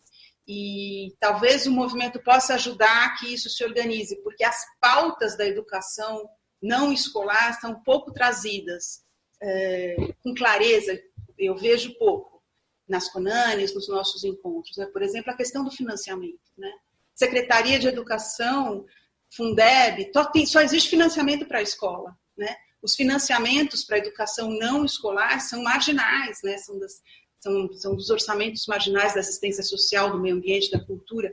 Então, assim, como nos organizar e projetar e favorecer que haja financiamento também para a educação não escolar, né? Isso é alguma coisa que a gente precisa descobrir quais são as redes que têm já propostas sobre isso e trazer para o movimento. E os jovens, sem dúvida, que o Paulo trouxe a importância deles. Fiquei super feliz de ouvir a Sônia falar que nos próximos CONANES vai ter uma presença forte dos jovens. Eu queria só comunicar aqui que a Choca está começando um processo de também ir em busca dos jovens, muito jovens, até dessa faixa etária, até 20 anos de idade, que possam ser colhidos nesse processo desse movimento nosso, que a gente possa trazer eles para nos ajudar a pensar as estratégias, as ferramentas, o que eles precisam para transformar a educação lá onde eles estão, seja na sua comunidade, na sua escola. A gente está iniciando esse processo e quem tiver mais interesse, a gente conversa.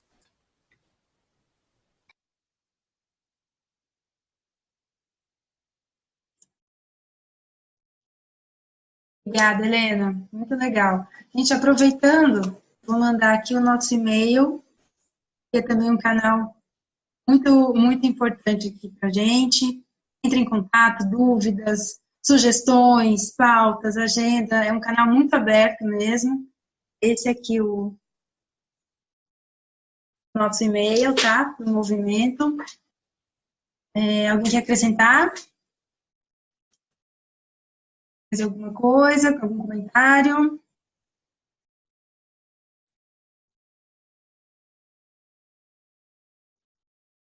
Oi, vou falar um pouco. Acho que a gente também é sempre muito exigente, né? Eu fiquei pensando no que a Tati falou sobre sair da bolha, sempre o mesmo grupo, as mesmas caras.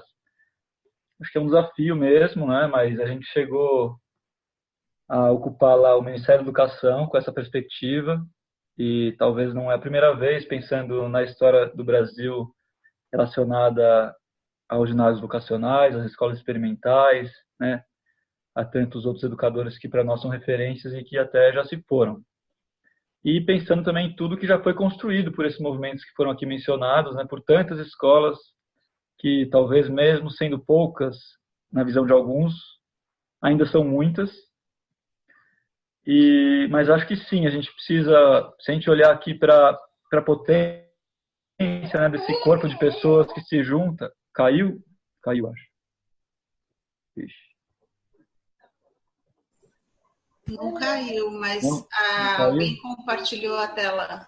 Aconteceu alguma coisa. Marcos Roberto, acho que compartilhou, é isso? Bom, não sei se continuo. Será que não foi você, Lid? Não, aqui aparece Marcos Roberto, é o do Marcos Roberto. Screen. Bom, vamos continuando. Tá. Eu estou vendo só a Lidiane agora, mas tudo bem. Acho que se a gente olhar para, né, as pessoas que já estão compondo essas várias redes, que estão nessas diversas escolas, elas têm muito a contar sobre as suas experiências, né, a apresentar quando podem ser visitadas, e isso gera transformação. Seja recebendo as pessoas nas suas próprias escolas, seja realizando encontros como a Conani, ou seminários como a gente também organiza, onde a gente pode usar, aproveitar, né, dessa força dessas pessoas para transmitir essa outra visão de educação de dentro e de fora da escola. Acho que a escola precisa ser um campo de disputa importante, sim, e atingir mais a rede pública, né, mesmo. E um outro tema que eu gosto sempre também de martelar é salário, né, de professor. Condições de trabalho, salário e número de estudantes por professor. Porque se o paradigma dificultoso é de professores desvalorizados, mal remunerados e com muitos estudantes, o paradigma vai mudar quando eles estiverem bem remunerados e tivermos professores em abundância. Então, isso precisa ser talvez contemplado. A Tati mencionou a bancada da escola, né, que está levando questões para o legislativo. A gente tem o Rafael Parente, que é muito aberto também ao diálogo, que está agora assumindo a secretaria no Distrito Federal. Não sei se ele está acompanhando esse webinário. Então, assim, olhar também para as conquistas, né, para a gente não se desanimar. Acho que era... inclusive, a Helena mencionou, né, o manifesto organizado pelos românticos conspiradores, o professor Pacheco está aqui. No manifesto, isso que eu coloquei já está ali, né, faz bastante tempo, como questões primordiais para uma educação de fato transformadora. Obrigado, Lidiane.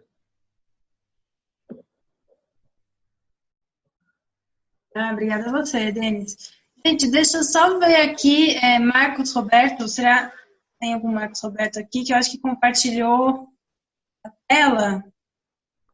Tá aí, eu tô vendo? Mais alguém? Mudou aqui a apresentação? Também estou vendo. Vejo a Ele tela. compartilhou a tela de entrada. Marcos, eu acho que você compartilhou a tela com a gente. Não sei se tem como tirar. Mas...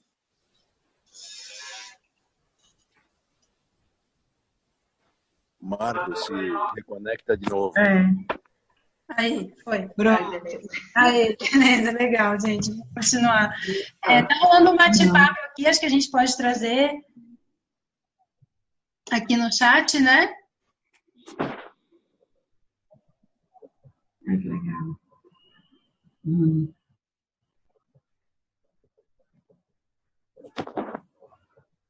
Diga, Chara. Ouvindo aí a questão das juventudes, né?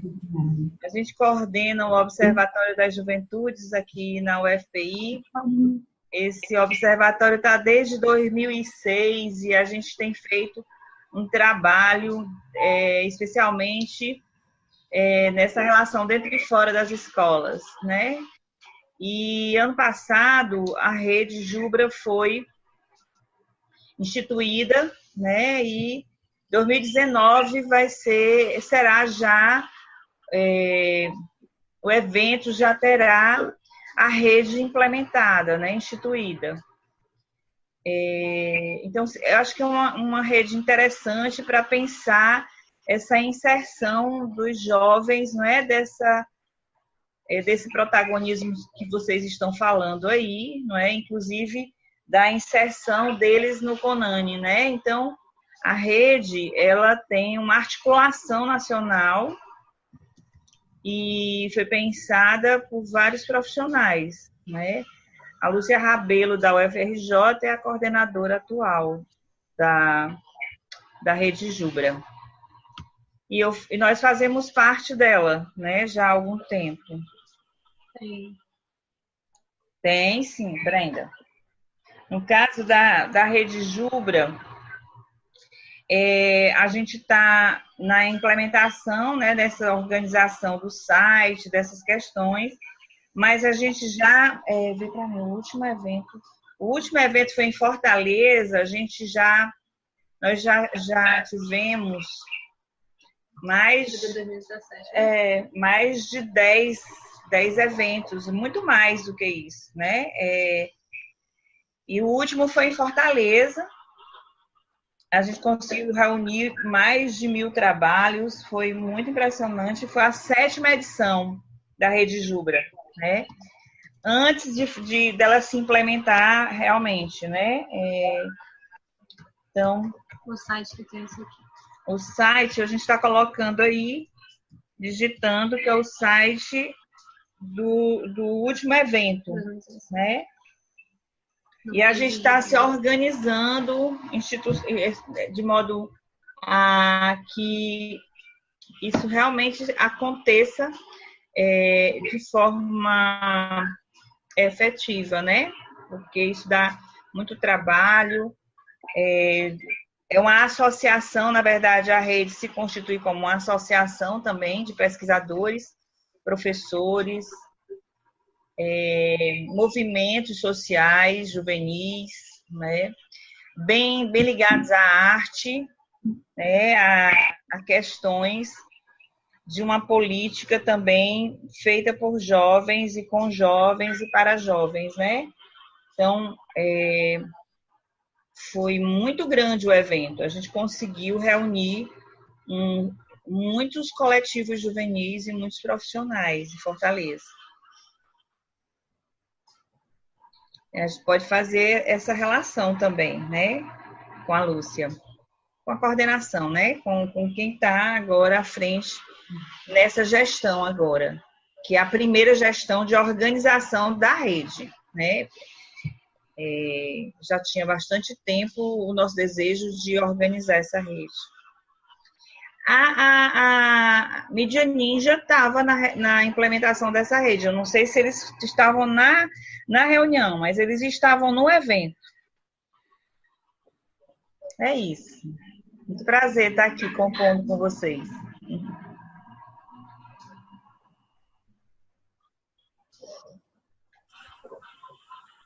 Legal, Chara. Muito obrigada por compartilhar com a gente.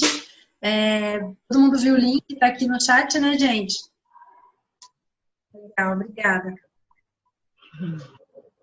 Mais alguém quer falar alguma coisa? Sim, eu gostaria de compartilhar uma ação.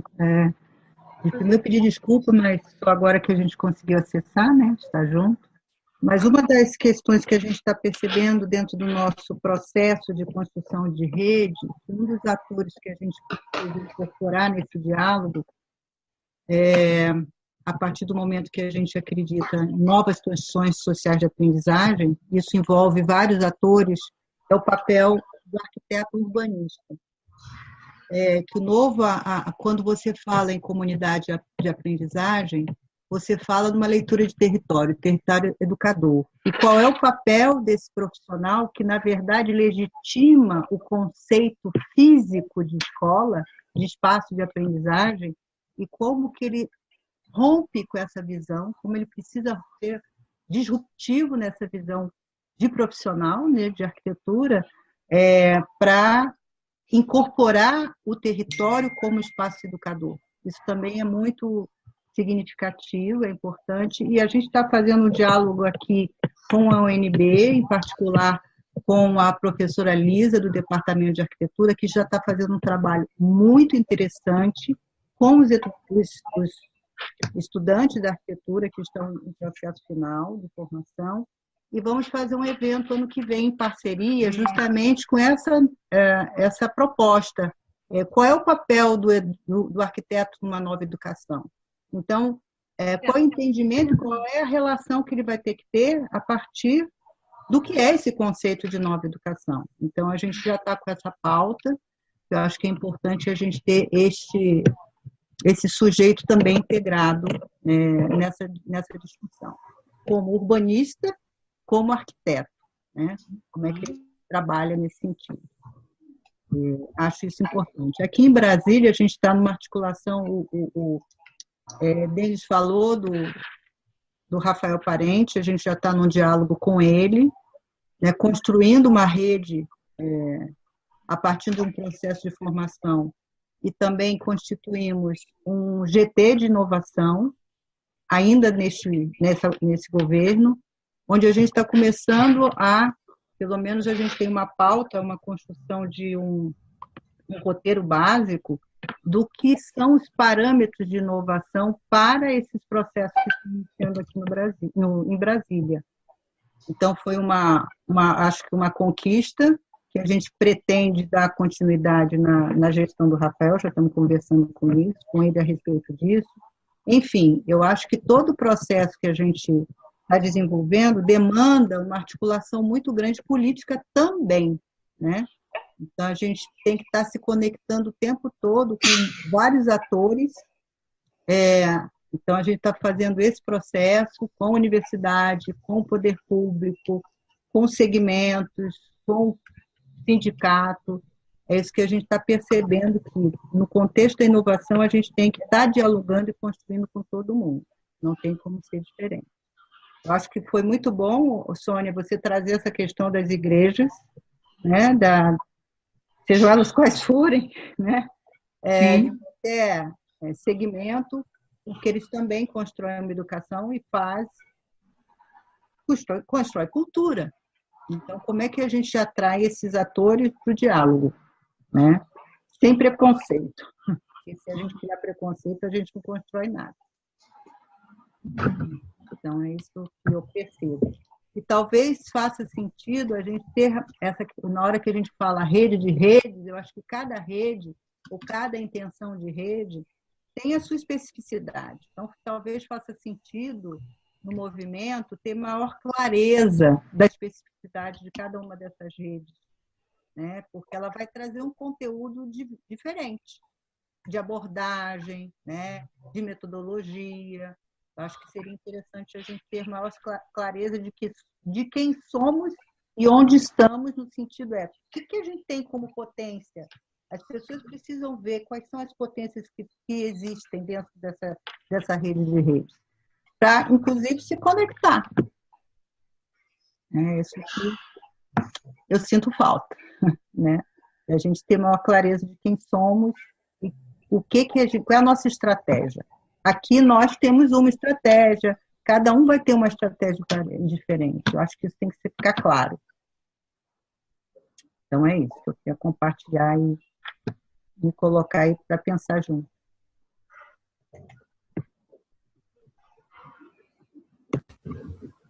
Só queria compartilhar, Cláudia, que você falou do GT de inovação do DF, e aqui na cidade de São Paulo a gente também, o Alexandre Schneider também criou um GT de inovação dentro do Conselho Municipal de Educação, com as escolas que foram reconhecidas com projetos experimentais inovadores pelo Conselho Municipal de Educação. para constituir um regulamento que possibilite que elas saiam da clandestinidade, né? Que hoje elas atuam de um jeito e entregam documentação de outro, mas para além disso, isso virá junto com elas poderem ter uma influência muito maior dentro da rede. E acho que seria interessante depois a gente trocar aí figurinhas sobre esses GTs, porque eu acho que eles apontam para uma outra nível de incidência dentro das redes, né? Redes municipais de ensino, não redes de articulação da sociedade. Inclusive, Helena, que essa situação, por exemplo, a divulgação da criação desses GTs, a gente tem que explorar isso dentro do movimento, porque a exposição da criação desses GTs consolida a ação, porque fica um pouco mais difícil você, vamos dizer assim, bloquear os processos. Tá? Então, acho que é uma ação política a gente divulgar. Então, por exemplo, saiu o Diário Oficial, no Diário Oficial, sobre a criação do GT, a gente tem que colocar isso no movimento, da mesma forma que... Então, tem que expor essa situação, sabe? Transformar isso numa ação de conquista, porque essa ação de conquista também, na hora que você legitima, coloca o outro lado na condição de manter aquela conquista viva. Né? Então, se for possível a gente divulgar isso, seria ótimo, dentro do meio. Tá?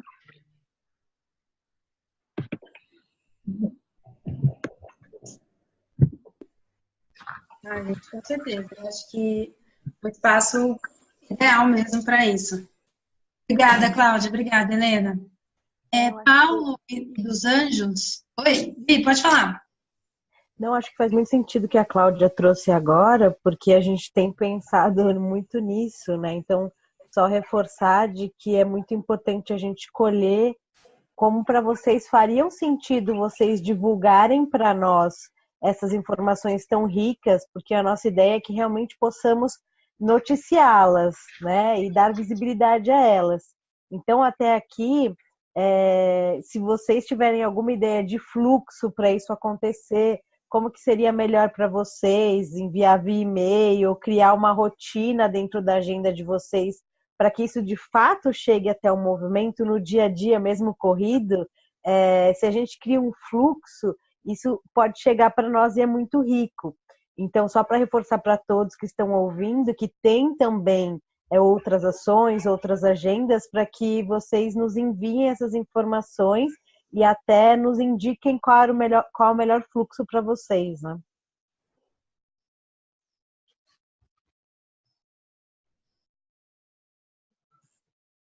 Então, aproveitando esse gancho, por exemplo, eu estou tentando, mas eu acho que é casa de ferreiro, espeto de pau, né?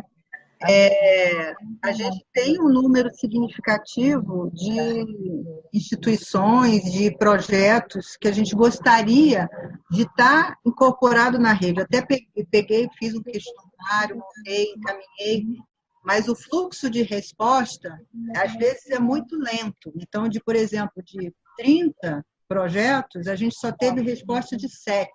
Então, talvez faça sentido fazer, ao invés da gente mandar, e fazer o contrário, vocês enviam, porque aí entra num outro, sabe, assim, tem uma outra importância, grau de importância para esses projetos. E isso é representativo tanto para nós, quanto para eles, quanto para a própria rede, né? Então, isso talvez seja uma estratégia. Uma das coisas que a gente vê como que o nosso gargalo é justamente o processo de comunicação daquilo que a gente faz e dos resultados que se tem. Que a gente fica tão envolvido no processo e somos uma entidade ainda muito pequena em termos de estrutura, mas grande em termos de ação, né? Que a gente não dá conta de criar matérias e comunicações para poder dar conta disso tudo. Então, por exemplo, a gente está fazendo um processo de formação numa rede confessional. O impacto que isso tem em termos de informação, de legitimação de processos de inovação, isso também é muito importante, porque, por exemplo, quando uma rede confessional se abre para um processo de inovação, significa que ela se revisitou enquanto instituição de ensino, que é, né, e está resolvendo abrir condições para um processo novo, todos os desafios que isso incorpora. Então, isso tudo eu acho que é importante. Então, talvez o movimento, fazer uma matéria com alguém da rede para poder perceber isso, e a gente cruzar essas ações, acho que seria interessante, né? Ter esse repertório para desenvolver, para apresentar para o público. Não sei se vocês acham isso como uma estratégia interessante, porque eu acho que é aquilo, né? Vindo da gente é uma situação, e a gente pedir, queria fazer uma matéria sobre o que está sendo o impacto do processo de inovação na rede tal. Tá? Isso é uma coisa. Agora, quando vem do movimento, isso tem um outro impacto, tem um outro resultado, tem um outro chamado. Né?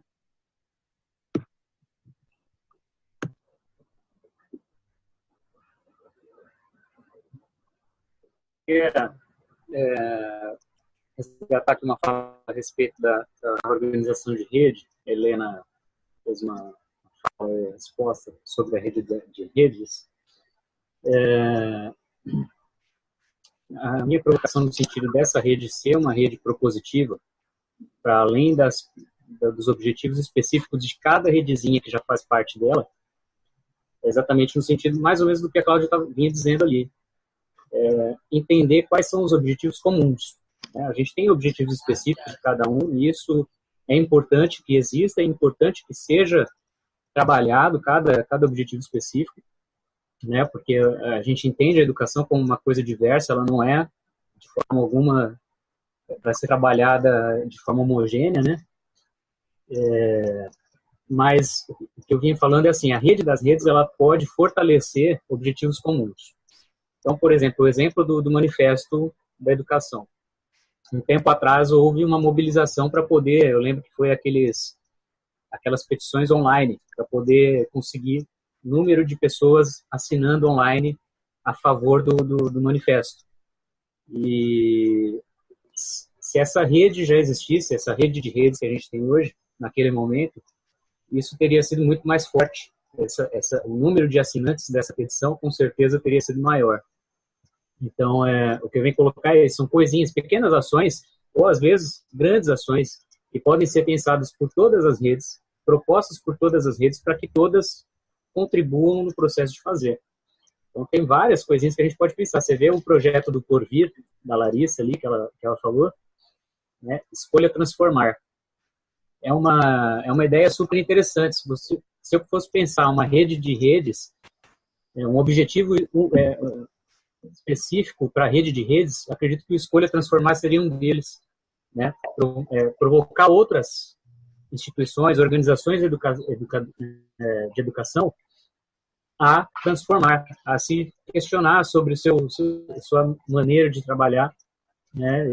Mas tudo isso está baseado em perguntas que eu vou recolocar aqui, porque parece que também eu vou ficar falando à toa, não à toa, mas falando meio perdido, se eu não reforçar essas perguntas, que é: qual educação nós queremos, né? Qual é o papel da escola para essa educação que nós queremos? Porque se a gente está falando de inovação da educação, de que educação nós estamos falando de inovação? Educação escolar? Não, a Helena já falou que não.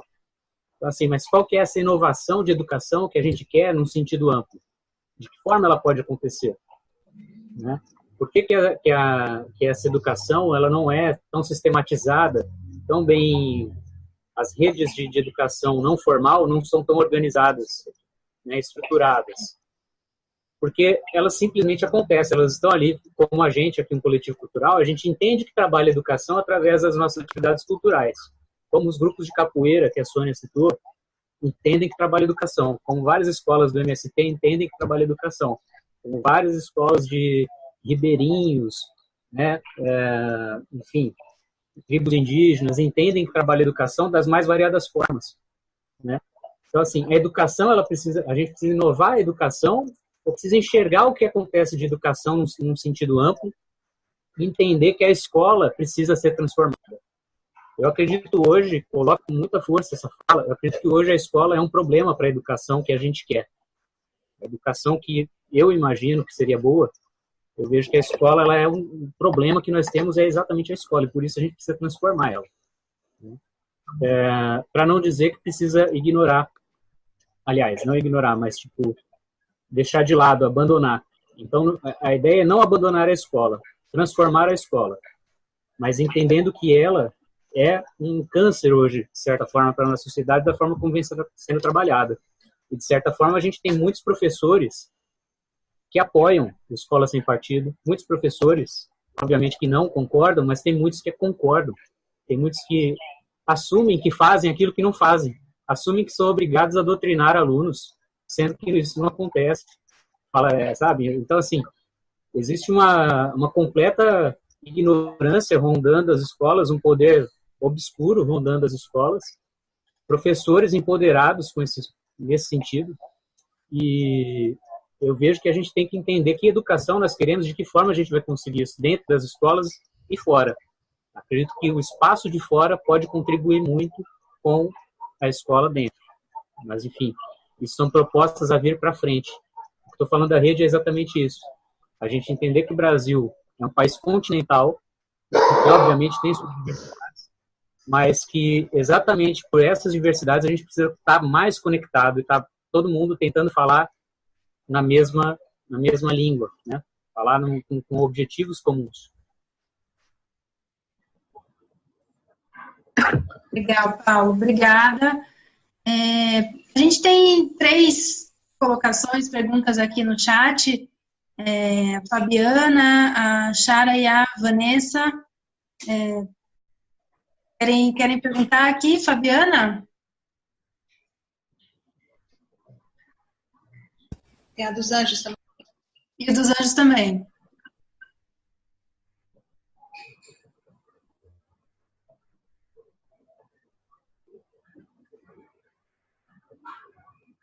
Fabiana, você escuta a gente? Boa noite. Me escuto. Não sei se vocês me escutam, porque eu estou no trânsito. A minha pergunta seria, eu peguei o chat hoje já pelo meio, e eu sou coordenadora de uma ONG que ela lida com a educação ambiental através das aulas de campo. Nós, inclusive, recebemos do MEC o certificado de inovação na educação. E me interessou bastante saber como é que eu posso compor uma dessas equipes ou um desses grupos. Eu gostaria de entender melhor e ter um direcionamento. Agradeço desde já.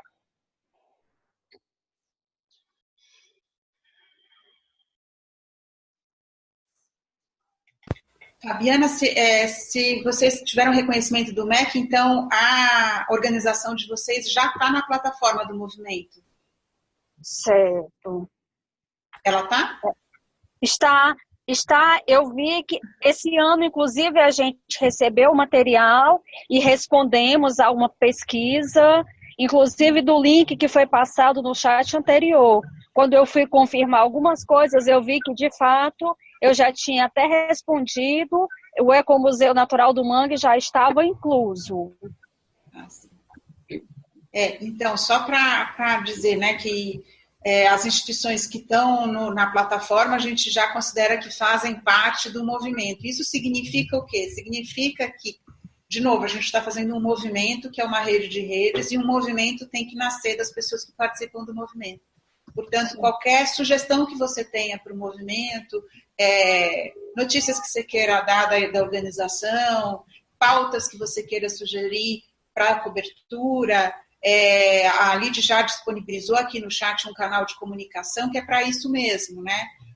E as agendas, né, do movimento e das redes que compõem o movimento, os encontros das CONANES, os encontros para a construção coletiva do ensino médio e tal, tudo isso é divulgado no portal. Então, participar do movimento, que eu entendo, é participar das iniciativas que o movimento divulga e divulgar iniciativas das quais você participa para o movimento, para que os outros possam saber o que está acontecendo e participar também, né?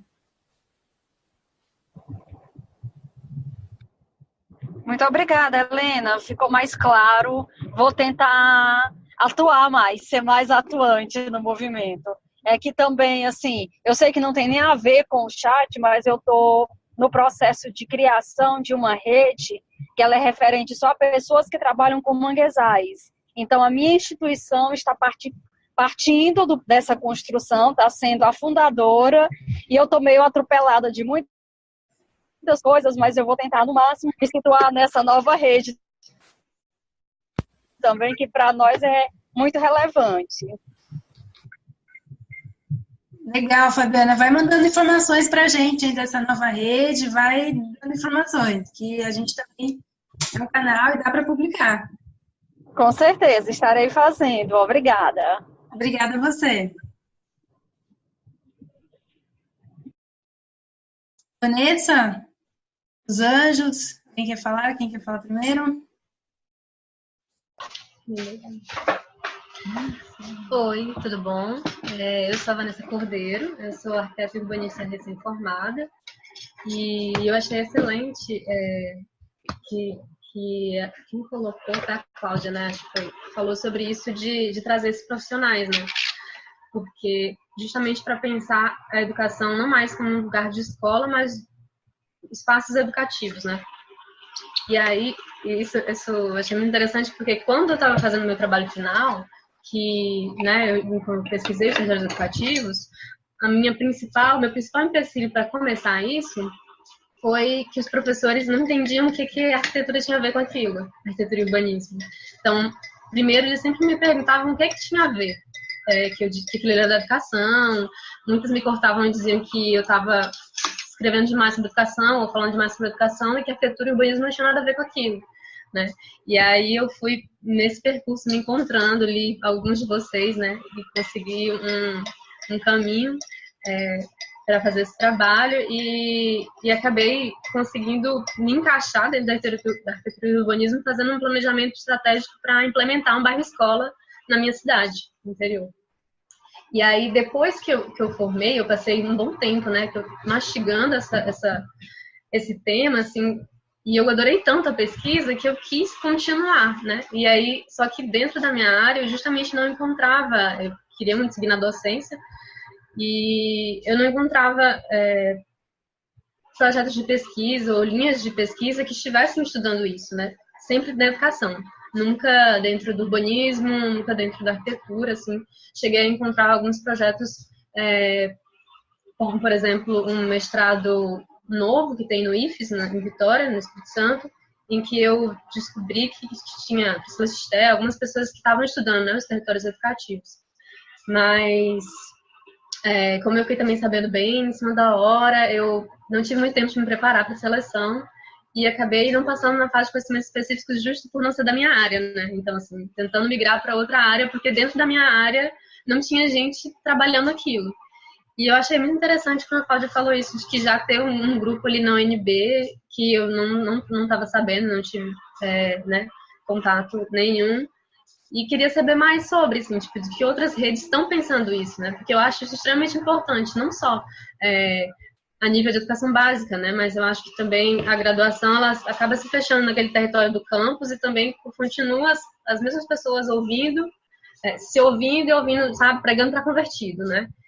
E eu acho isso muito importante, de linkar, porque tem tudo a ver, né? Eu queria que as pessoas entendessem que a educação tem tudo a ver com a arquitetura, com o urbanismo, sim, né? Porque eu achei ótimo isso colocar que todos os espaços são educativos, né? Tipo, não é falar mais sobre o espaço da escola apenas, mas dos espaços educativos em si.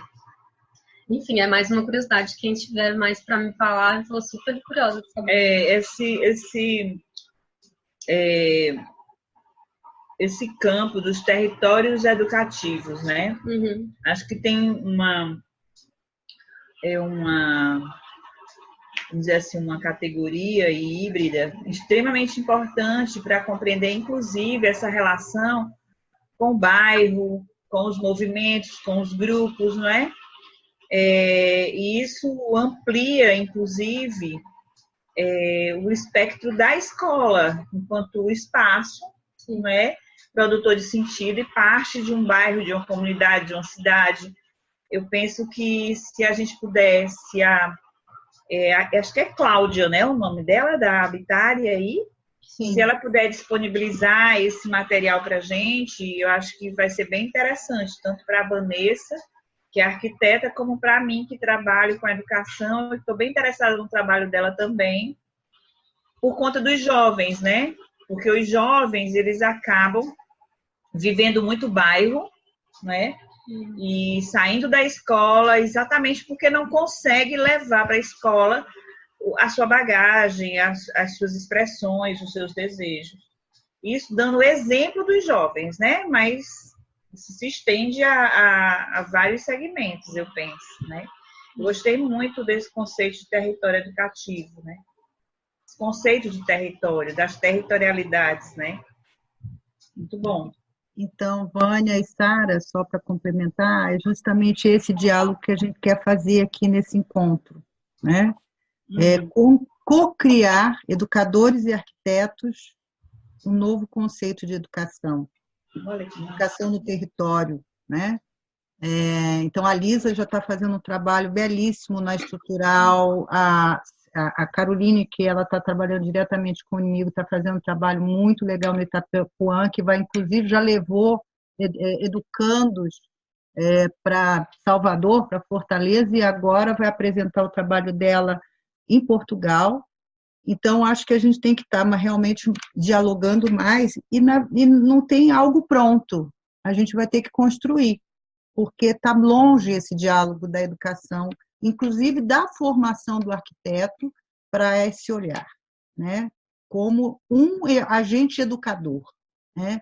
Não é somente um agente fazedor de espaço, construidor de espaço, não. A gente tem, sim, uma função de educação, e muito forte, porque a gente materializa espaços.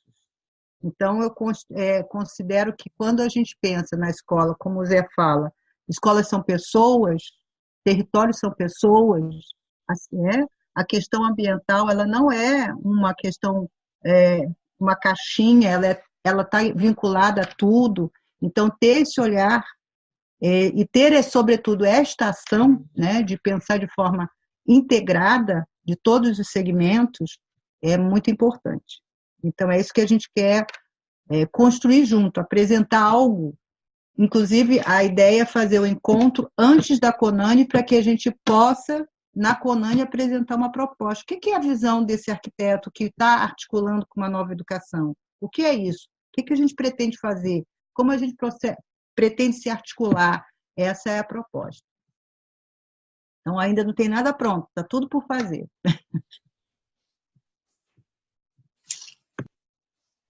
Obrigada, Cláudia. Obrigada, Vanessa. Dos Anjos, quer abrir o microfone?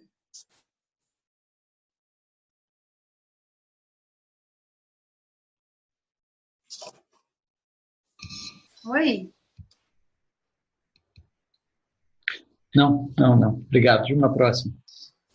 Legal. Acho que todo mundo também viu os seus comentários. Obrigada pela participação, de qualquer forma. Obrigado.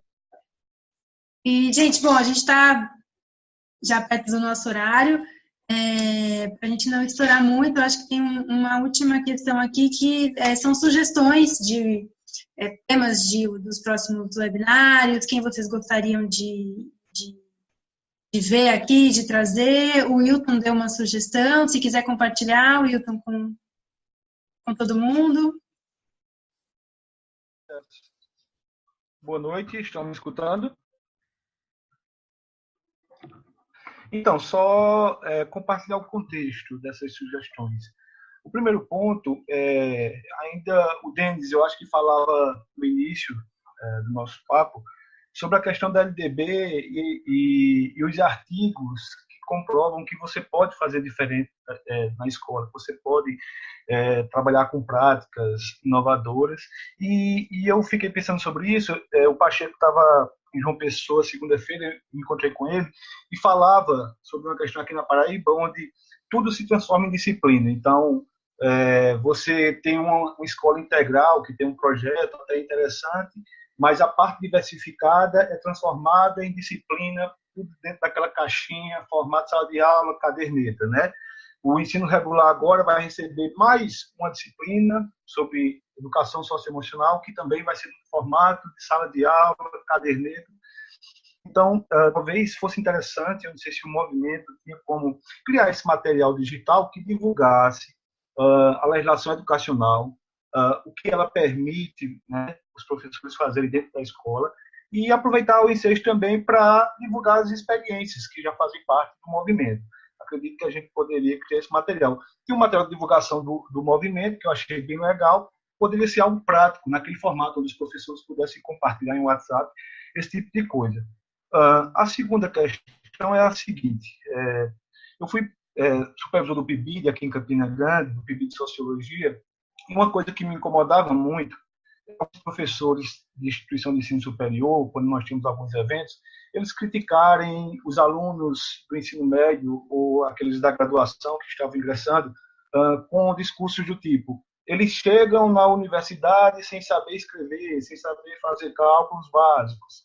E aí eu me lembro de algumas conversas nas salas de professor, nas escolas de ensino médio, né? Que aí os colegas às vezes chegam lá e esses alunos não sabem interpretar um texto, não sabem fazer um cálculo básico, a culpa é do fundamental. E aí eu fico pensando no coitado dos professores do ensino fundamental, que não podem culpar a creche, por exemplo, que essas deficiências foram se acumulando e existe esse tipo de coisa. Então, talvez fosse interessante, chamando a atenção para a questão dos professores de instituições de ensino superior, a participação deles no movimento. E aí eu queria lembrar que nós temos os mestrados profissionais, como Prof. Sócio, Prof. Bio, Prof. História, Prof. Mat, Prof. Letras, e eu não sei se seria possível conseguir os contatos desses coordenadores, né, pelo Brasil, para que se enviasse um e-mail, né, do movimento, oficializando tudo mais e convidando a participação desses coordenadores nos nossos webinários. Era nesse sentido também.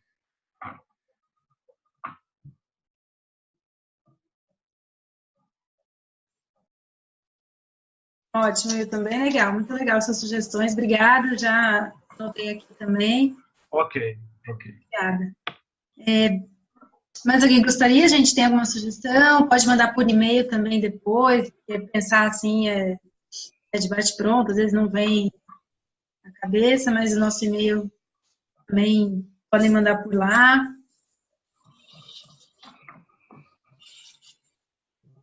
Alguém gostaria de complementar?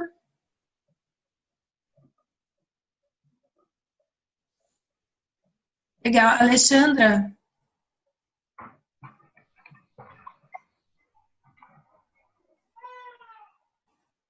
Então tá, gente. Acho que vamos fechando, então. Queria agradecer a participação de todos. Muito obrigada mesmo. Sei que fim de ano é corrido, então aqui até o final, mas é muito importante mesmo a gente ter essas conversas com mais vezes, né? E é isso aí. Obrigada. Helena, quer falar alguma coisa? Também agradecer a oportunidade aí de todo mundo de estarmos juntos agora. Legal, gente. Logo já vai estar no YouTube, no nosso site. É isso aí, continue nos acompanhando. Vamos juntos construir essa rede das redes. Obrigada. Abraços, pessoal. Tchau, tchau. Tchau, tchau.